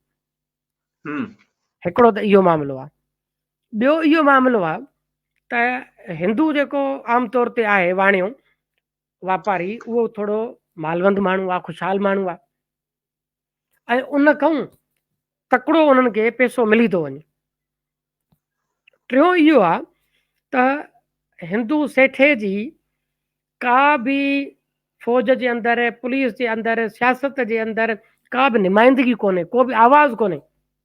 हम्म हम्म इन करे बि उनखे कुचलणु वधीक सवलो आहे। ऐं अञा हिकिड़े हिते ॿियो बि मामिलो आहे त हिंदू सेठियो जेकॾहिं ताक़त में हूंदो त लाज़मी ॻाल्हि आहे त सिंध जूं क़ौम परस्तरियूं, बलोचिस्तान जो क़ौम परस्तरियूं ऐं खिते जूं क़ौम परस्तरियूं सेक्युलरिज़म जो बयानियो पैदा कंदियूं। रियासत उन सेक्युलरिज़म जो बयानियो काउंटर करण जे लाइ बि, उनखे ख़तमु करण जे लाइ बि त बाबा अक्सरियत मुस्लमाननि जी आहे, इन करे इस्लामी निज़ाम ज़रूरी आहे। हू छा कंदा, हितां उन्हनि माण्हुनि जे मथां उन्हनि खे अगवा बि कंदा, क़तल बि कंदा ऐं उन्हनि खे मुख़्तलिफ़ केसिस में बि फासाईंदा, उन्हनि जी नियाणियुनि खे खणी उन्हनि जो जिबरी तौर ते मज़हब बि मटाईंदा, सिर्फ़ु इन करे त उहे लॾे हलिया वञनि। हाणे उन इलाइक़े में असां वटि ॾेरकी, घोटकी, इन्हनि इलाइक़नि में असांखे एग्रो जहिड़ियूं कंपनी नज़र अचनि थियूं। एग्रो कंपनी आहे, फौजी फर्टिलाइज़र आहे, ॿियूं सभु वॾियूं कंपनियूं। मजाल जो फौजी फर्टिलाइज़र जो को माण्हू खॼी वञे, खॼंदो केरु? उहो मिसकीन वीचारो रस्ते वेंदो माण्हू, जंहिं वीचारे खे को 50,000 बि कोन्हे को खीसे में। ऐं रियासत हाणे ॾिसो, हेॾी वॾी टेक्नोलॉजिकल रियासत आहे जंहिंमें सैटेलाइट ते चवनि था त असीं उहो माण्हुनि जा आवाज़ ॿुधी था सघूं। असां वटि एॾी सिस्टम सिक्योरिटी आहे। उहो सिक्योरिटी कंहिंजे लाइ आहे? उहा बलोचनि ऐं सिंधी क़ौम परस्तनि खे मारण जे लाइ आहे। उहा धाड़ेलनि खे पकड़ण जे लाइ त कोन्हे का। इहो सबबु हू हथु वठी करे आम तौर ते हुननि इहो रियासत बयानियो जोड़ियो आहे त हिंदू जेको आहे हर तरीक़े सां उनखे ख़तमु कजे, हर तरीक़े सां जेको आहे उनखे हेठि कजे, जीअं उहो हितां भॼी वञे। इहो उन्हनि खे लॾाइण, उन जेतिरो लॾींदो उन्हनि जी प्रॉपर्टी हिननि जे हथ में ईंदी, जेतिरो लॾींदो उन्हनि जो माल हिननि जे हथ में ईंदो। तव्हांखे मज़े जी ॻाल्हि ॿुधायां त इहा रियासत इन क़िस्म जो खुदा कम बि कंदी आहे ऐं उन में सियासी धुरियूं कीअं इस्तेमालु थी वेंदियूं आहिनि ऐं आम माण्हू कीअं इस्तेमालु थींदो आहे। कुझु साल पहिरियां सिंध जे हिकिड़े क़ौम परस्त धड़े छा कयो, हिकिड़े हिंदू वापारी खे अगवा करे छॾियो। हाणे सेक्युलर तहरीक जे नुमाइंदगी में उन्हनि छा कयो, जेका नुमाइंदगी सेक्युलर तहरीक जेका हुई, नुमाइंदा तहरीक हुई सिंध जी, उन में बि करेप्ट, जाहिल ऐं उन में बि क्रिमिनल माण्हू लाहे छॾनि। ईअं बि असां वटि थियो आहे। उहो सॼो कंहिंजे ख़िलाफ़, सिर्फ़ु हिंदुनि जे ख़िलाफ़ त जीअं उहे लॾे वञनि। ऐं न सिर्फ़ु हिंदू, इन में ॿियूं कम्यूनिटी, ॿिया माण्हू, ॿिया मज़हबनि जा माण्हू बि शामिल आहिनि जिन खे टारगेट कयो थो वञे। अच्छा, सही, तव्हां इहो समूरो मामिलो ॿुधायो। ॿी हिकिड़ी पाण ईअं चऊं त सिंध जे क़ौम परस्तनि ते हिकिड़ी तनक़ीद बि थिए थी, ख़ासि तौर ते उत्तर सिंध जे अंदरि। तव्हां पाण उत्तर सिंध सां तालुक़ु रखो था ऐं पाण हेॾे मथे पासे हलिया वञूं, लाड़ वारे पासे त या हैदराबाद, कराची, तव्हां एॾे ॾिसो त उते इन क़िस्म जा फोरू न आहिनि। उते स्ट्रीट क्राइम त लाज़मी तौर ते कराची में थिए थो, हैदराबाद में बि थिए थो, पर उत्तर सिंध जेका आहे, पाण जो खणी मिसाल वठूं था, दादू खां वठी कश्मीर ताईं, उहा तनक़ीद हिकिड़ी इहा बि आहे त उहा समूरी जेका इहा पटी आहे, जिते जेको ज़रखेज़ सिंध जो ज़रखेज़ तरीन इलाइक़ो आहे, जिते जीअं तव्हां ॻाल्हि कई माण्हू पोखियो त उहो बि फुटी पवे, सोनियूं ज़मीनूं जेके आहिनि, जिते दरिया आहे, जिते सभु कुझु आहे, उहा समूरी जेका पटी आहे उहा धाड़ेलनि ऐं वॾेरनि जे हवाले कई वई आहे। न उते पाण खे रियासत थी नज़र अचे, न क़ौम परस्त तहरीक पाण खे कंहिं सगारी ऐं मुनज़िम शिकिल में नज़र अचे थी। आम माण्हू जी इहा तनक़ीद आहे त क़ौमी तहरीक बि हिननि इलाइक़नि में पाण नाहे मंझराए सघी, न ई धाड़ेल को उन्हनि जे कंट्रोल में बि आहिनि, या उन शिकिल में बि क़ौमी तहरीक नाहे त उन्हनि माण्हुनि खे रोके सघे त हू आम माण्हुनि खे न फुरनि। अॻे इहो सिंध में हूंदो 20वीं सदी में त परू चांडीअ जहिड़ा ऐं ॿिया धाड़ेल हुआ जेके वॾनि शाहूकार माण्हुनि खे फुरींदा हुआ ऐं पोइ मिसकीन माण्हुनि में विरायो वेंदो हो माल। शनास बि हुई औरत जी, बुज़ुर्ग जी, मासूम ॿारनि जी, ईअं अगवा बराए तावन इन शिकिल में न थींदो हो जीअं हाणे पियो थिए। वॾनि वॾनि सेठुनि खां थींदो हो, अमीर माण्हुनि खां थींदो हो। हाणे इहो समूरो मामिलो पाण ॾिसूं पिया त केर बि माण्हू, जीअं तव्हां चयो त रेड़ी वारो बि हिते महफ़ूज़ कनि। सो क़ौमी तहरीक इन में कहिड़ो किरदारु अदा करे सघे थी जो ही समूरी पटी बची बि सघे? छाकाणि त हाणे आम माण्हू जो इहो मुतालबो आहे, जेके लाशऊर माण्हू आहिनि उन्हनि जो इहो मुतालबो आहे त हिन समूरी पटी में जेका कचे वारो जेको इलाइक़ो आहे हिते फ़ौजी ऑपरेशन थिए, तव्हां असांखे क़ौमी तहरीक जो इहो समूरो पासो ॿुधायो ऐं इहो बि ॿुधायो त जेका आम माण्हुनि जी डिमांड आहे फौजी ऑपरेशन वारी उन में असांजो सिंध जी क़ौमी तहरीक जो सिंध जी ज़मीन जो केॾो वॾो नुक़सानु आहे। मां सवाल जे पहिरें हिसे तरफ़ पहिरियां हलंदुमि त क़ौम परस्त तहरीक जेका आहे सिंध जी क़ौमी तहरीक उहा उते छो कोन्हे का मौजूदु ऐं रियासत त कोन्हे का ख़ैर रियासत जा त पंहिंजा कर्ता धर्ता आहिनि उहे मौजूदु छो कोन्हनि। मंसूर साईं उनजा ॿ टे फैक्टर आहिनि। पहिरियों इहो त उत्तर सिंध जो जेको मज़ाज आहे जहिड़ी उते गर्मी पवंदी आहे न उनजे मज़ाज में बि गर्मी पवंदी आहे। उत्तर सिंध जो इलाइक़ो उहो बलोचिस्तान जी गर्मी वारो इलाइक़ो हुजे या सिंध जो हुजे या KPK वारो हुजे, उते जॾहिं तहरीकूं पैदा थींदियूं आहिनि त उते मज़ामतकार पैदा थींदा आहिनि। जी सिंध जी क़ौमी तहरीक में बि असीं ॾिठोसीं त हिकिड़ो अहिड़ो दौर हुयो जंहिं दौर में असां वटि उत्तर सिंध ॾाढो मज़बूत मोर्चो आहे।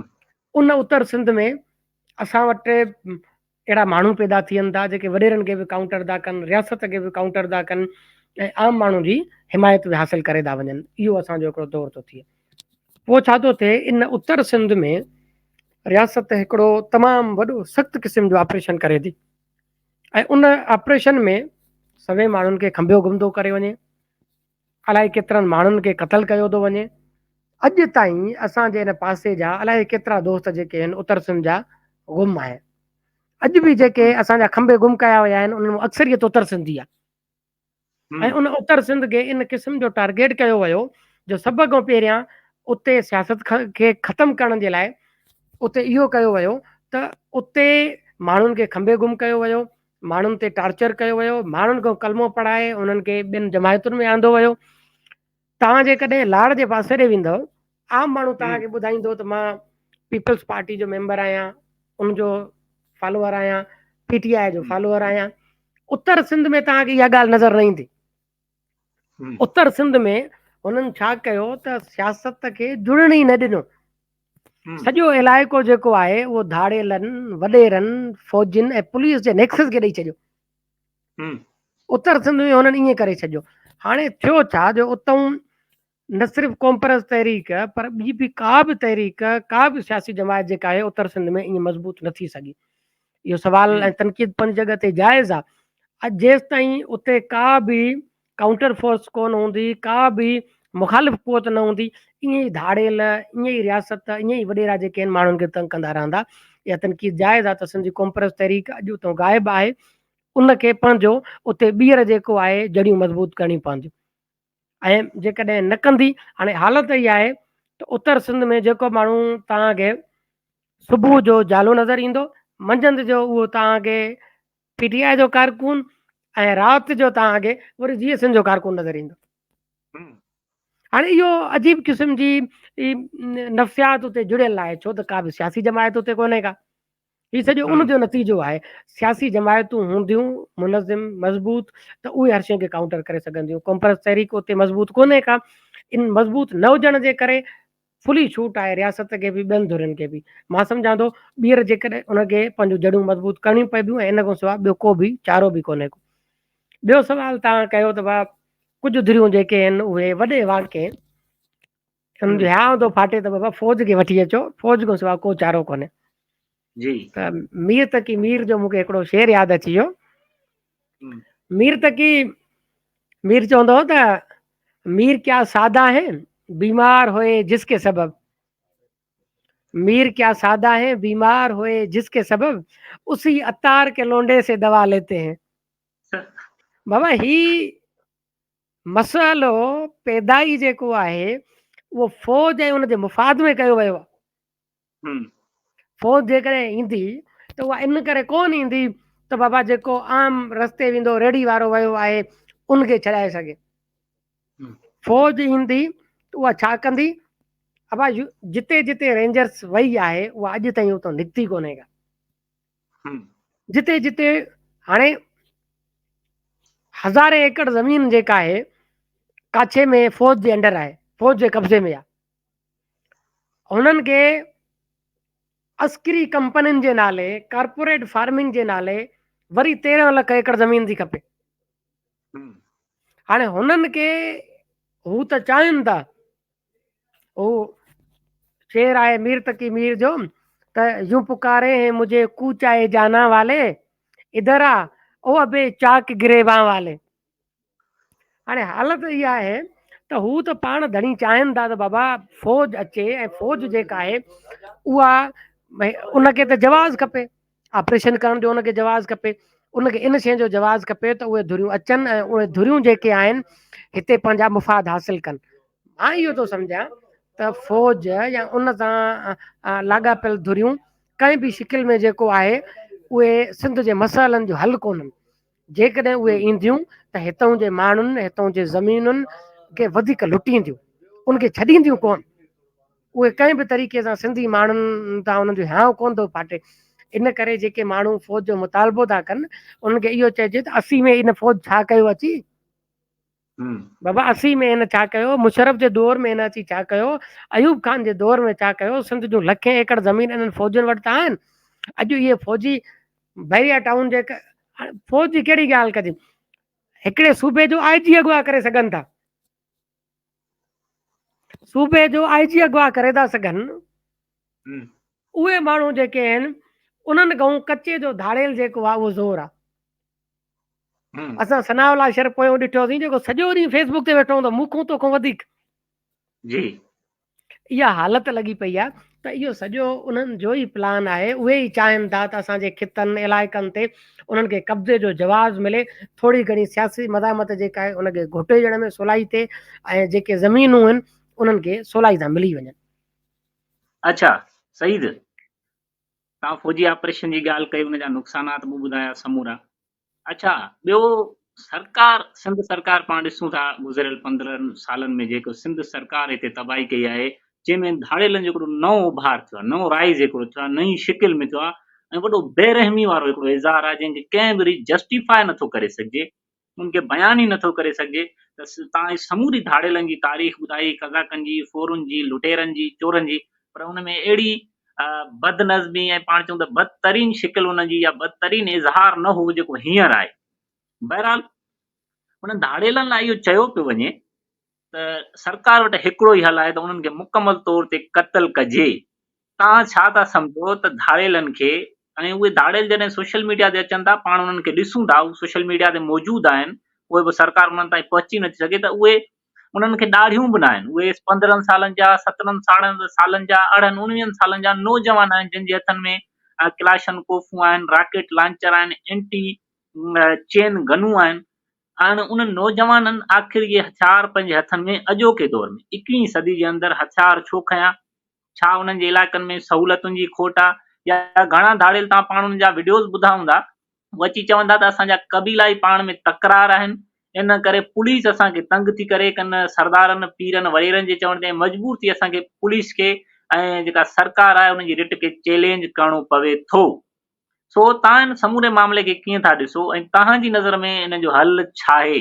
छा चंद धाड़ेलनि खे क़त्ल करण सां उहो मामिलो हमेशह जे लाइ ख़तमु थी वेंदो, या तव्हांजी नज़र में इन जो को ॿियो हल आहे? उन्हनि जे इलाइक़नि में सहूलियतुनि जी खोट आहे, उन्हनि जा घर ड्राया था वञनि वॾेरनि जागीरदारनि जी चवण ते, ऐं तंहिं सबबु उन्हनि बंदूक हथनि में खई आहे। तव्हां छा था सम्झो? मंसूर साईं, रियासत असुल थींदो ईअं आहे त रियासत जी जेका प्रोपोगंडा मशीन आहे न, मीडिया,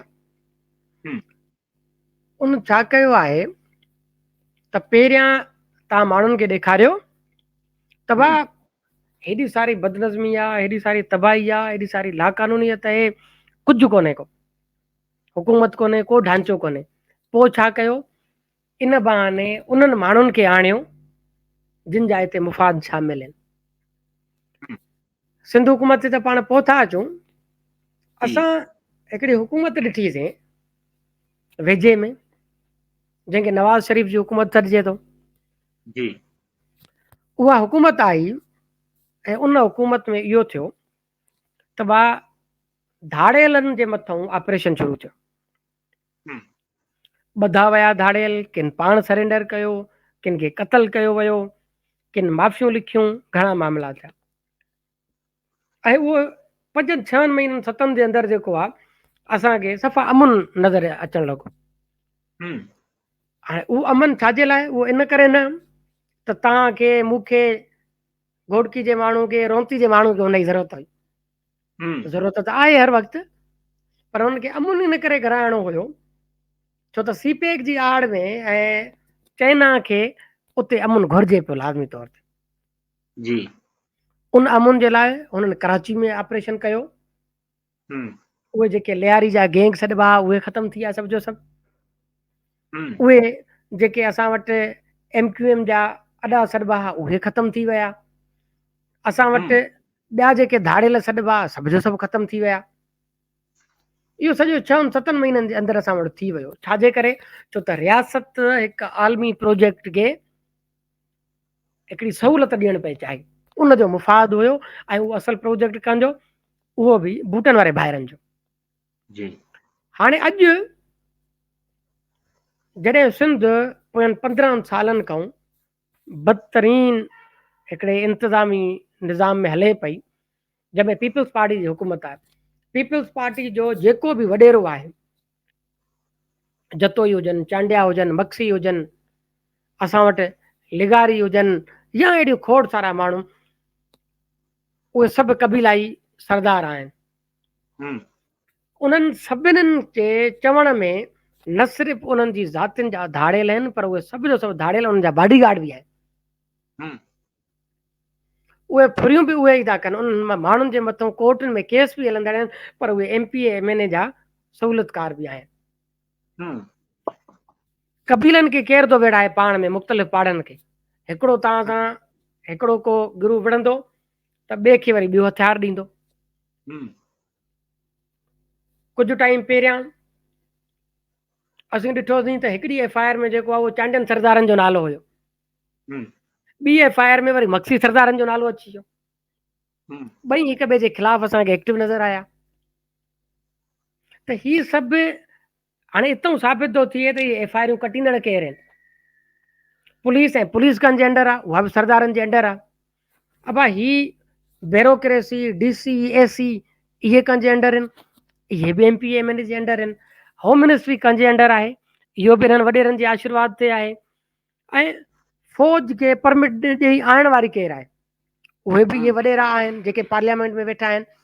ही असांजो जेको वॾेरको जागीरदारी निज़ाम आहे, इहा बदतरीन क़िस्म जी थोपियल गलाज़त आहे सिंध जे मथां। ही कबीलाई जहिड़ा बि कराइनि था। ही जेके आहिनि, हाणे लाज़मी ॻाल्हि आहे, जंहिं इलाइक़े में जंहिं खिते में गुरबत आहे, उते गुरबत आहे, उते समाजी बुरायूं पैदा थींदियूं। उते जहिड़ो बि पैदा थींदो, उते माण्हुनि जी पाण में तूतू में बि थींदी। उते माण्हू हिक ॿिए सां विढ़ंदा बि सही। पर थिए छा थो त उहे जेके पाण में विढ़नि था, पुलिस उन्हनि जो मसइलो हल नथी करे, वरी बि उन्हनि वॾेरनि खे मोकिले थी। वॾेरनि जे चवण ते ई जेको FIR कटिजे थी, उन्हनि जे चवण ते माण्हू छॾियो थो वञे, उन्हनि जे चवण ते रेड थी थिए, माण्हू ॿधो थो वञे। हम्म इहो असांखे सॼे कश्मीर, कंदकोट, ॾहिरकी, घोटकी, कच्चो, कंबर, शदाद कोट, इन्हनि सभिनीनि में नज़र थो अचे। हम्म त ही लाज़मी ॻाल्हि आहे, जिते जिन माण्हुनि जा पाण में जहिड़ा था थियनि, उहे बंदूकूं खणनि था वञनि। उहे बि राह खां भटकियल माण्हू आहिनि। उहे बि कंहिं ज़ुल्म जिबर उन्हनि जे मथां थियो, उनमें इंतकामी कार्रवाई जे करे हू पाण ज़ालिम थी विया, जाबिर थी विया। हिकु दौर जा मज़लूम पाण ज़ालिम थी करे वेही रहिया। जी त ही उहे माण्हू आहिनि। पर उन में रियासती इदारा, पुलिस, हाणे असां कुझु ई जेके आहिनि उहे हल ॻणायां थो मां तव्हांखे। अब पहिरियों इहो हल त असां वटि तालीम जो निज़ाम तबाह थियल आहे। अक्सर असां वटि ॻोठनि में तालीम आहे ई कोन। उन तालीम जे न हुजण जे करे बि असां वटि इहो मसइलो पैदा थो थिए त माण्हुनि जी ज़हनियत, जज़्बातियत, उन्हनि पुराण पसंदी, गैरत जो तसवुरु, जहिड़ो जटे में पाण खे मुड़ुसु माण्हू सम्झनि, उन्हनि जी तरफ़ हली थी वञे। ऐं पोइ छा थो थिए, जेकॾहिं पाण में आम नॉर्मल ॻाल्हि बि हुजे त को चवे थो तूं मूंखां वधीक मुड़ुसु माण्हू आहे छा, उन तां जहिड़ो थो थी पवे। जीअं पाण खे पोयनि ॾींहंनि में मातली वारो चटणी तां विढ़ंदड़ माण्हू यादि अची विया, या सिंध यूनिवर्सिटी में ॿूटी ते जहिड़ो थी पियो। इहे सभु जहिड़ा बि असांजे साम्हूं आहिनि, ऐं उन खां इहो सॼो छा आहे, इहो शऊर जी खोट आहे, इल्म जी खोट आहे। ॿियो असीं ॾिसूं पुलिस जो किरदारु।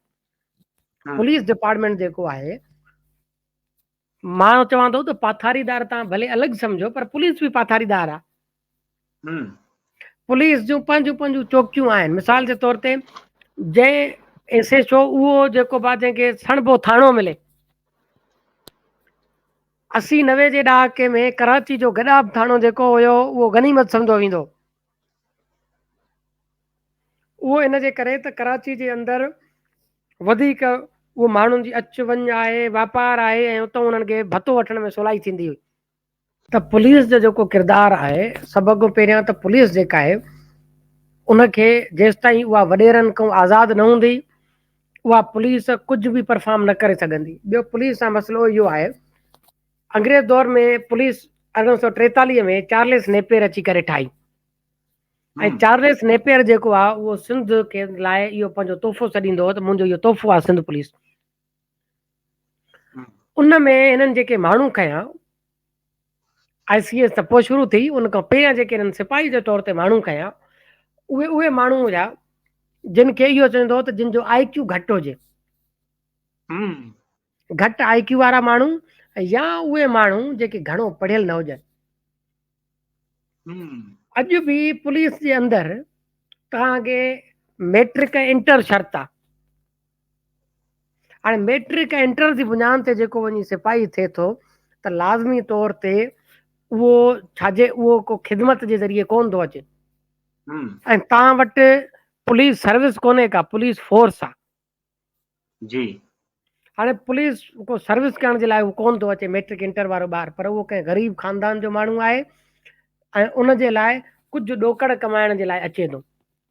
पर हिकु त उनजी पघार घटि, ॿियो वरी इल्मु घटि, एजुकेशन घटि, कंहिं सुठी नौकिरी जो चांस कोन। इन जे करे इहो थो थिए त हू रिश्वत बि वठंदो, हू भतो बि वठंदो, हू ॾुहारनि सां कंपनी बि कंदो। असांजे इलाइक़े जे अंदरि हिकिड़ो धाड़ियल माण्हू अगवा करे वियो। उन धाड़ियल खे उन मशहूरु हिकिड़े DSP फोन कई, जेको उन धाड़ियल सां मुसलसल राब्तनि में बि हूंदो हुयो, उहो DSP, त बाबा इहो माण्हू वापसि कर ऐं माण्हू इहो छॾे ॾे। त चईं बा पैसा ॾियो छॾे ॾींदासीं। चई न पैसा न, चई पोइ नांग ऐं मिटी खाईंदासीं।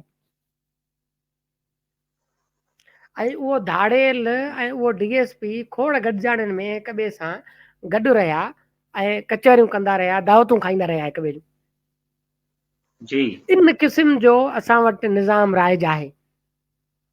त पुलिस, हिकिड़ो त पुलिस जी ट्रेनिंग सही कोन्हे का, उनजी ट्रेनिंग में गारियूं ऐं को इहे ई आहिनि, को इन्वेस्टिगेशन सिस्टम उन्हनि जो आहे कोन हेठि सतह ते सिपाही लेवल ते। मथे बाबा SP या ॿिया जेके आहिनि उहे अचनि था CS जे ज़रिए, PCS जे ज़रिए DSP अचनि था, उहा ॿी ॻाल्हि आहे। टियों हिकिड़ो मामिलो आहे असां वटि पॉलिटिकल विल जो। सिंध जा वॾेरा जेके आहिनि उहे धाड़ियलनि जे ख़िलाफ़ कीअं वञनि? इहे धाड़ियल त वॾेरनि जा खाटाऊ पुट आहिनि। उहे जंहिं माण्हू खे दाबो ॾियणो आहे, जंहिं माण्हू सां जहिड़ो करिणो आहे, जंहिं माण्हू खे अगवा करिणो आहे, जंहिं माण्हू खां सियासी इंतकाम वठिणो आहे, उहे ई धाड़ियलनि खां कमु था वठनि। ही त हिननि जा बॉडीगार्ड ऐं गनमैन आहिनि। मंसूर, उत्तर सिंध में जितां जा असां ॿई आहियूं, तव्हां बहितर था ॼाणो त जेको जेॾो वॾो कातिल आहे उहो एॾे वॾे सरदार जो बॉडीगार्ड थींदो। जी। छो त इहो क़त्ल करणु बहादुरी जे ज़मरे में थो अचे हुननि जो। इहो असां वटि निज़ाम आहे त पॉलिटिकल विल जी खोट आहे ऐं सिंध हुकूमत धाड़ियलनि जे ख़िलाफ़ वॾी कंहिं मीडिया कैंपेन खां वठी हेठि सतह ते इन करे बि नथी वञे, ऐं वॾेरनि खे इन करे बि कोन थी करे छो त उहे वॾेरा त पाण धाड़ियलनि जा इतादी आहिनि, उहे ई त उहे माण्हू छॾाए था ॾियनि। ॿियो हिकिड़ो मामिलो आहे त जेको असां वटि फ्यूडल सिस्टम आहे, जेको वॾेरको सिस्टम आहे, जागीरदारी सिस्टम आहे, इन खे हुकूमत हिमथाए थी, ऐं इन हिमथाइण जे करे बि धाड़ियल ऐं क्रिमिनल जेके आहिनि ॾुहारी पैदा था थियनि नवां वॾेरा थियण जे लाइ। न सिर्फ़ु उहे बंदूकूं खणनि था पंहिंजी इज़त क़ाइमु करण जे लाइ, छो त उन्हनि वटि इल्मु बि कोन्हे, उन्हनि वटि तालीम बि कोन्हे, उन्हनि वटि शऊर बि कोन्हे, उन्हनि वटि को वॾो मामलो बि कोन्हे को, नई उन्हनि वटि को सियासी प्रोपोगंडा आहे, पोइ छा कंदा, उहे बंदूक ई था वञी खणनि, ऐं उन बंदूक जी बुनियाद ते हू छा था कनि, हू उन्हनि वॾेरनि वटि इज़त था वञी कमाइनि ऐं उन्हनि जा वञी वेझा था थियनि। ॿियो हिकिड़ो मामिलो आहे जुडिशियल सिस्टम जो, जुडिशरी जो या कानून जो, असां वटि जेके असां जिन खे कोर्टियूं था सॾियूं, जी कोर्टियुनि जा पहिरियों मामिलो इहो त हाणे 1800 जे ज़माने में 1860 या 60 जो ॾहाको आहे, मूंखे एग्ज़ैक्ट यादि कोन थो अचे हिन वक़्तु, उन में पुलिस लॉ आया आहिनि असां वटि। जी सॼे यूरोप मां जिन धननि इंग्लैंड आंदा, उतां उहे मुदे ख़ारिज थी चुका आहिनि, उन्हनि नवां कानून आंदा आहिनि, पर असां वटि अॼु बि उहे शामिल आहिनि। अॼु बि असां वटि 8-8 साल 7-7 साल जेका आहे उहे कोर्टनि जे अंदरि केस हलनि था। अॼु बि असां वटि जेका आहे उहो, अब हिकिड़ो माण्हू धाड़ेला उनजे ख़िलाफ़ शाहिदी जो, हाणे कंहिंखे हम्म मौत कयो आहे धाड़ेला जे ख़िलाफ़ शाहिदी ॾींदो। हम्म असांजे इलाइक़े जो जेके हद खां वधीक ॾोहारी माण्हू आहे, जेके पाण चवंदा हुआ त असीं 25 माण्हू मारियासीं, 30 माण्हू मारियासीं, हेतिरा पुलिस वारा माण्हू मारियासीं, उहे 50,000 जी ज़मानत ते आज़ादु थी विया। हम्म इन करे त उन्हनि जे ख़िलाफ़ को शाहिद कोन हुयो। जी हैदराबाद में रैली कढंदड़ जीएसएन जा कारकुन जेके आहिनि उहे ॿधिजी था वञनि, सालनि जा साल उन्हनि खे सज़ा मिले थी, हम्म ऐं 25 30 माण्हू क़त्ल कंदड़ जेके धाड़ेल आहिनि उन्हनि खां को पुछण वारो कोन्हे को। जी असांजो जेको जुडिशियल सिस्टम आहे, जेको उन में बि इहो वॾो खामी आहे, त उहा हिन वक़्त जे हिकु त हालात जे मुताबिक़ कोन्हे, ॿियो त सालनि जा साल केस हलंदड़ आहिनि, टियों इहो त उन में इहा सघाई कोन्हे जो इन मामले खे इतो हल करे सघे। चोथों मामिलो हिकिड़ो इन में मां ॻाल्हि पूरी कमु सिर्फ़ु इन ते, त जी इन धाड़ेलनि खे काउंटर करण जे लाइ हेठीं सतह खां मथीं सतह ताईं, मथीं सतह खां हेठीं न बल्कि हेठीं सतह खां आम माण्हू खां सियासी तंज़ीमूं, आम माण्हू खां ब्यूरोक्रेसी, आम माण्हू खां पुलिस, आम माण्हू खां जेको आहे उहो उस्ताद, सिविल सोसाइटी, ऐं उन्हनि खां जेको आहे उहो सिंध हुकूमत, उन्हनि सभिनीनि खे जेको आहे मीडिया, इन्हनि सभिनीनि खे गॾिजी तौर ते जेको आहे उन्हनि जे ख़िलाफ़ एक्शन करणो पइबो, उन्हनि जे ख़िलाफ़ जेको आहे एक्टिव थियणो पइबो, ऐं उन्हनि जे ख़िलाफ़ गॾियल तौर ते हेठि लहिणो पइबो।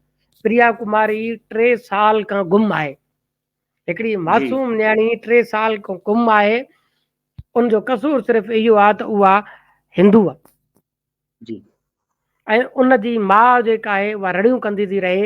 हिते जेकॾहिं कॾहिं भला मलिक रियाज़ जो पुटु छो कोन थो अॻुवाट थिए, हम्म कॾहिं कंहिं फौजी जर्नेल जो पुटु छो कोन थो अॻुवाट थिए, हम्म अॻुवा केरु थींदो, आम माण्हू। त इहो सभिनीनि असां माण्हुनि खे वरी बि गॾिजी तौर ते इहो पंहिंजो किरदारु अदा करणो पइबो, ऐं फ़ौज जेका आहे उहो मसइलो पैदा कंदी, उहो हल कोन कंदी। इन करे फ़ौज जो कमु आहे, फ़ौज पहिरियां जेको हिन मुल्क जी तारीख़ में गंद कयो आहे उन मां माण्हुनि अञा सबक़ु न सिखियो आहे। जेकॾहिं हम्म फ़ौज बाबा, जेकॾहिं फ़ौज बैरकुनि में न हूंदी, बॉर्डर ते न हूंदी, त पोइ उहे फ़ौजी माण्हू छॾाइण त छॾियो, पर उहे तव्हांजो कुकड़ियूं बि कोन छॾींदा, हम्म उहे तव्हांजा ढोर ढगा कुकड़ियूं बि खाई वेंदा, उहे अहिड़ा आहिनि। अच्छा सही, पाण वटि टाइम जी कमी आहे, सो आख़िरी सवाल मां तव्हांखे कंदुसि त तव्हांजी नज़र में इहे अनेक मसइला आहिनि, सियासी सरपरस्ती आहे, वॾेरनि जी सरपरस्ती आहे, रियासती सरपरस्ती आहे, अनेक मामला आहिनि, वॾेरा मक़ामी माण्हू जेके आहिनि उते ताक़तवर थोरियूं उन्हनि सां गॾु आहिनि, उनजे बावजूदि तव्हांजी नज़र में इन समूरे मामले जो, धाड़ेल राज जो मुस्तकिल हल कहिड़ो आहे तव्हांजी नज़र में? तव्हां इन ते पंहिंजा मुख़्तसिर पंहिंजी राय ॾियो। सिंध जी हिन वक़्तु हालत इहा आहे त मां अक्सर उस्ताद बुखारी जो शेर पढ़ंदो आहियां त अॻियां मुसीबत, पुठियां मुसीबत, खॿे मुसीबत, सॼे मुसीबत, सभिनि मुसीबतुनि मां बची जो आयो, उहो असां मां, उहो असां मां। हिन वाह, वक़्तु सिंध में लाक़ानूनियत, धाड़ेल राज, करप्शन, गुंडागर्दी, जिबरी तौर ते माण्हुनि जो मज़हब मटाइण, जिबरी तौर ते सियासी क़ौमी कारकुननि खे खंभे गुम करणु, सियासी तंज़ीमुनि ते पाबंदी आणणु ऐं फ़ौजी कंपनियुनि खे लखे एकड़ ज़मीन ॾियणु, दरियाउनि ते कब्ज़ा करणु, ॿेटनि ते कब्ज़ा करणु, धारिया आबादकारी, अहिड़ा अनेक मसइला सिंध में आहिनि। ऐं इन जी सभिनी मसइलनि जो हिकु ई मूंखे सम्झ में हल अचे थो, उहो आहे त कॉम्परसधुरियूं, तरक़ी पसंदुरियूं ऐं जेके आहिनि उहे गॾिजनि ऐं उहे सियासी मज़ामत जो मोर्चो पैदा कनि। उहे ई जी प्रेशर वठी थी सघजनि। जे पहिरियां बि असां ॾिठोसीं त जेकॾहिं कश्मीर में धरणो लॻे थो त उनजा नतीजा असांखे मिलनि था। हा हिन वक़्तु बि ज़रूरत आहे त जेके सान्यावन धुरियूं आहिनि, सिंध जा अदीब, दानेश्वर, शागिर्द, उहे सियासी तंज़ीमुनि सां गॾु बीहनि, सियासी तंज़ीमूं उहे इन मसइलनि खे खणनि ऐं इन सभिनि मसइलनि जो हल सिर्फ़ु सियासत ई थी थो सघे। इन्हनि मसइलनि जो हल जेको आहे उहो तॾहिं ई मुमकिन आहे जॾहिं असीं हिन निज़ाम ते प्रेशर रखूं त हीउ निज़ाम अवां दुरुस्त कयो। असां ई हिन ब्यूरोक्रेसी ते ज़ोर रखे था सघूं, असां ई सिंध हुकूमत ते ज़ोर रखे था सघूं, असां ई हिन इदारनि ते ज़ोर रखे था सघूं, असां ई वॾेरनि ते ज़ोर रखे था सघूं। असां में मुराद सियासी कुवतूं, असां सभु जॾहिं इन्हनि ते रखंदासीं ज़ोर, तॾहिं ई इन्हनि सभिनी शयुनि जो हल मुमकिन आहे। जेकॾहिं असां सियासत खां कटिजी वेंदासीं, जेकॾहिं त पोइ हिकु ई हल थींदो, असीं समाज खां कटिजी वेंदासीं। समाज खां कटिबासीं त पोइ इहो थींदो त बाबा तव्हां पंहिंजो ॼाणियो, मां पंहिंजो ॼाणियां। प्रिया कुमारी वञे थी त उहो मुंहिंजो मसइलो आहे, तव्हांजो मसइलो कोन्हे को ॿियो माण्हू अॻिवा थी थो वञे, उहो तव्हांजो मसइलो आहे, मुंहिंजो कोन्हे। इन सां समाज में इनारकी फैलबी, अफ़रा तफ़री फैलबी ऐं समाज इन सां वधीक बिगड़बो। समाज मुतहिद थींदो ऐं मुतहिद हुनखे केरु कंदियूं? सियासी कुवतूं कंदियूं ऐं सियासी कुवतुनि खे बि पाण में हिकिड़े एलायंस जी ज़रूरत आहे। अच्छा सईद, तव्हांजी वॾी महिरबानी जो तव्हां असांखे न रुॻो हिन समूरे मामले जो पस मंज़र ॿुधायो, असांखे डिघी तारीख़ धाड़ियल राज जी ॿुधाई, पर धाड़ियल फोरू चोर कज़ाकनि जो फ़र्क़ु बि सम्झायो। पाकिस्तान ठहण खां अॻु ऐं पाकिस्तान ठहण खां पोइ समूरी धाड़ियलनि जी तारीख़ 70 ताईं जेको धाड़ियल जो रवैयो हो, जेको मिज़ाज हो, 70 खां पोइ अॼु ताईं जेके धाड़ियल आहिनि, वॾेरनि जी सरपरस्ती, रियासती सरपरस्ती, वॾेरा जागीरदार क़बाइली जहिड़ा, तव्हां उन्हनि समूरनि मामलनि जी तारीख़ त बयानु कई, पर असांखे उन्हनि जो हिकिड़ो हल बि ॿुधायो त हिन रीति हिन मामले जो मुस्तक़िल बुनियादनि ते को हल मुमकिन आहे। सो सही, तव्हांजी वॾी महिरबानी। ऐं असांजे ॾिसंदड़नि खे गुज़ारिश आहे त ही सेशन ॾिसनि ऐं पंहिंजे दोस्तनि खे बि गॾिजी वेहारनि, उन्हनि खे बि ॿुधाइनि, पंहिंजे वॾड़नि खे ॿुधाइनि।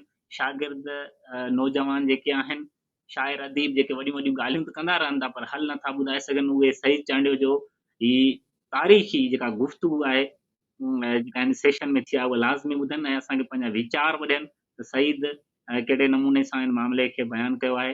सो असांखे उमेदु आहे त इंडस डायलॉग जो ही सिलसिलो तव्हांखे पसंदि ईंदो ऐं असां सईद जा हिकु दो ॿीहर थोराइता आहियूं ऐं उमेदु था करियूं त सईद मुख़्तलिफ़ ॿियनि मामलनि ते गुफ़्तगू लाइ असां वटि ईंदो रहंदो।